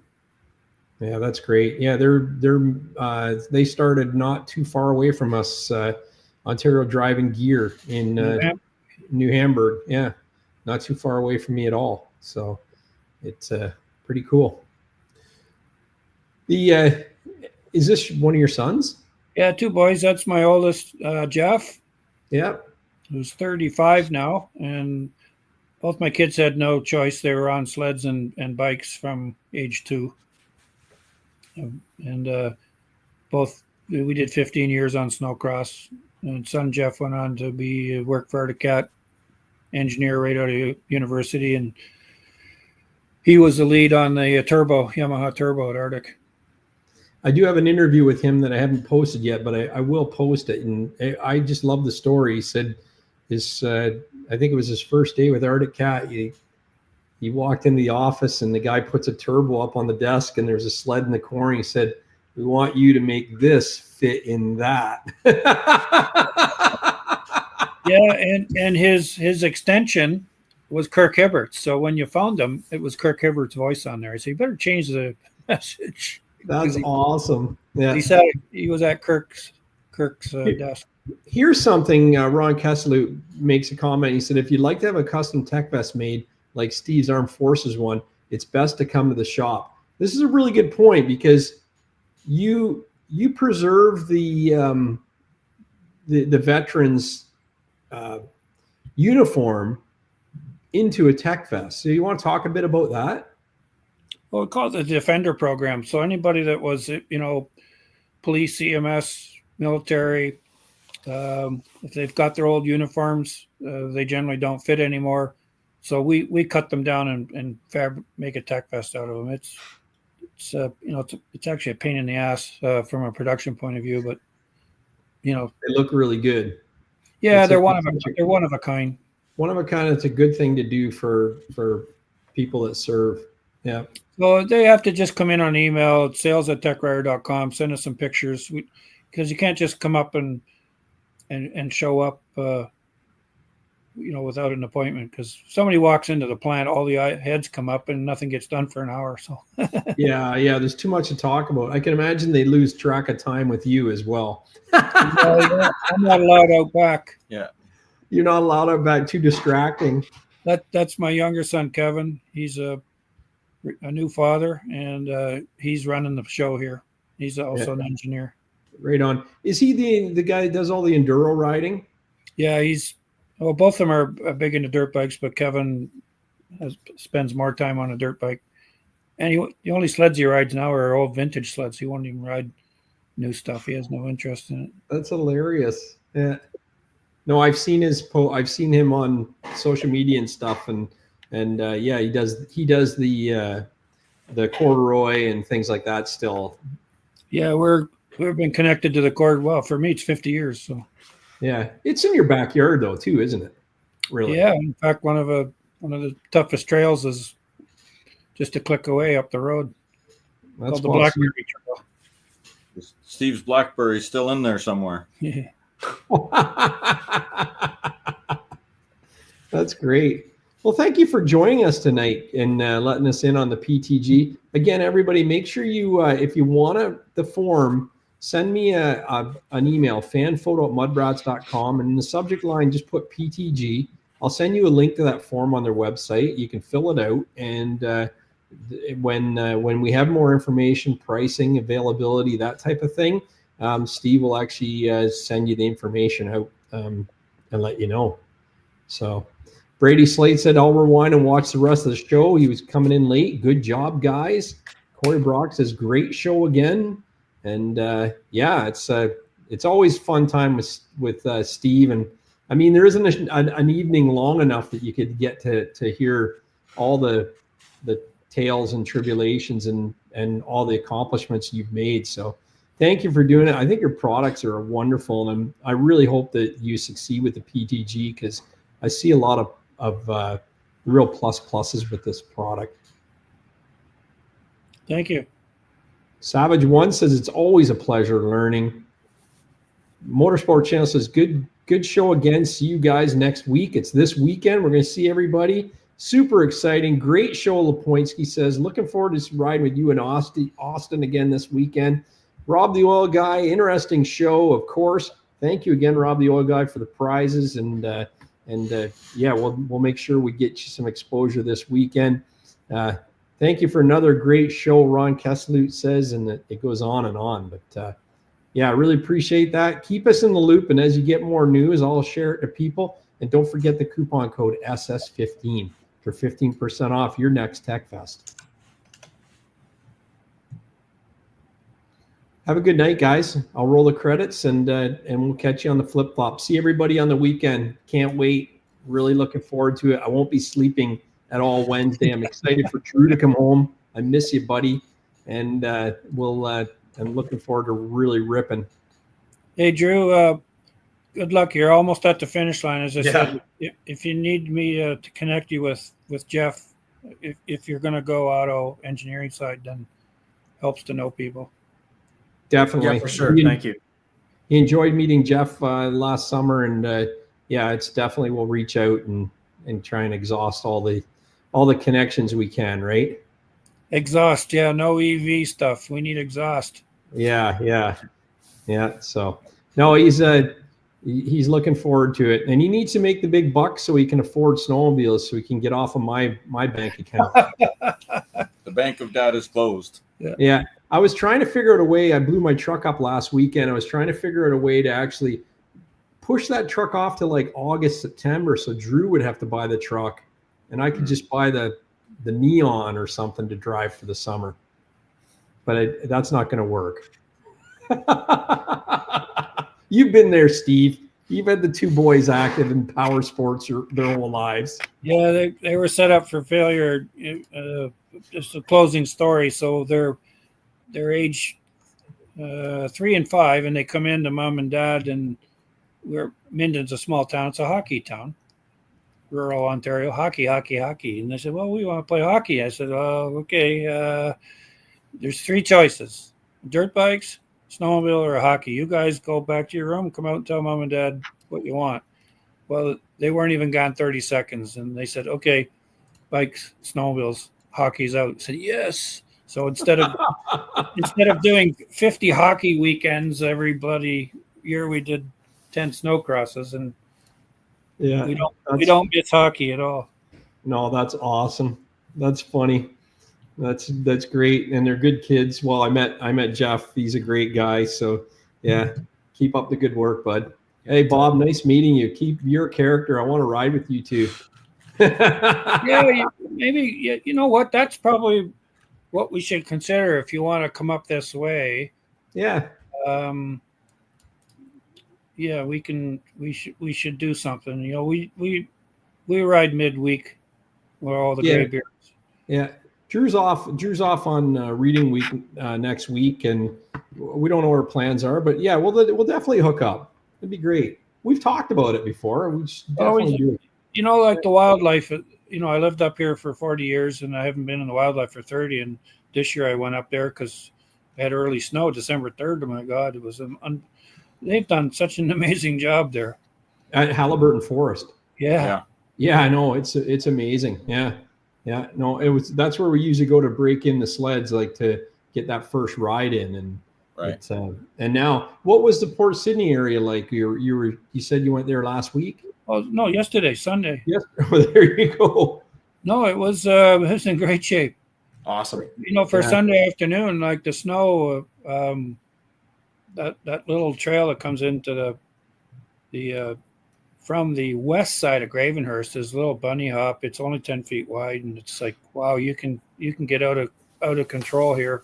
But they had it groomed, and I was quite impressed for a Sunday afternoon. Usually you go out there when you want to do some bump or ripple testing. But you know, the last couple of Sundays I've had some good runs, and I think people get all burned out on Saturday. And that area, they go home on Sundays, I find, and they groom. Yeah. They usually groom Saturday night. So Drew and I have had best rides on Sundays, Mondays there. It's incredible. But I'm impressed. Like Odie, the sled and truck guy, I don't think he was in the chat tonight. He's probably out riding. They've done that club. Hill and Gully has had everything handed to them this year, and they've done a really good job of getting that trail. All the clubs have, of getting the trail network up. But that's one that's dear to my heart because we're in that area, and there's a couple of like trails that we're going to miss, but there's enough there to like still just makes our riding longer. That's all, right? Like it's there's still all the good trails are there, and you can still get to Kearney from our place and anywhere else you want to go, Perry Sound. There's a couple little feeder trails that they've lost, but yeah, it's the clubs have done an amazing job given this MOU stuff that's going on, right? Right. Yeah, a lot of work got done this summer to blunt that that issue. So hats off to the guys that spent a good part of their summer knocking on doors and chasing phones. I know in our local club, we had to chase down a landowner in Saskatchewan and one in Germany for 100 feet of trail.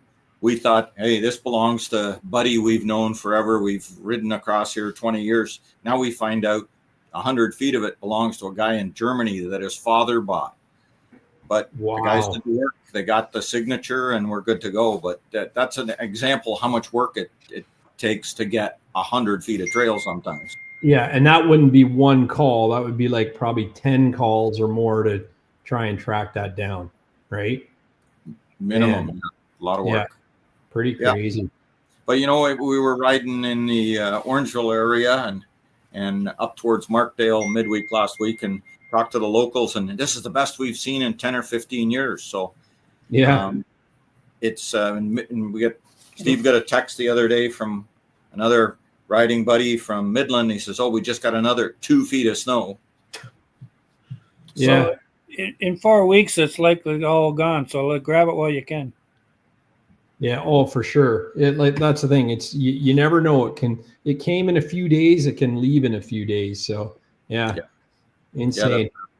Yeah, the blessing this year is we did not have a January thaw. No, it was one day here. You know, it got wet and it actually helped because it snowed that afternoon and made such a great base down in this area. We have tremendous riding right now in like New Dundee, Cambridge, like we're St. Mary's, New Hamburg, all those trails going up there, Palmerston, Listowel. It's insane.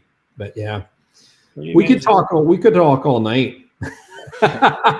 I'll let you guys go. Thank you for your time tonight. Thank you, Steve. And I really appreciate it. And all the best to you guys. See everybody this weekend who's coming out to lodge sessions. It's going to be a good time. Yeah, it's going to be a really good time. Yeah, for sure. Take care, guys. Thanks, guys. Keep the rubber side down.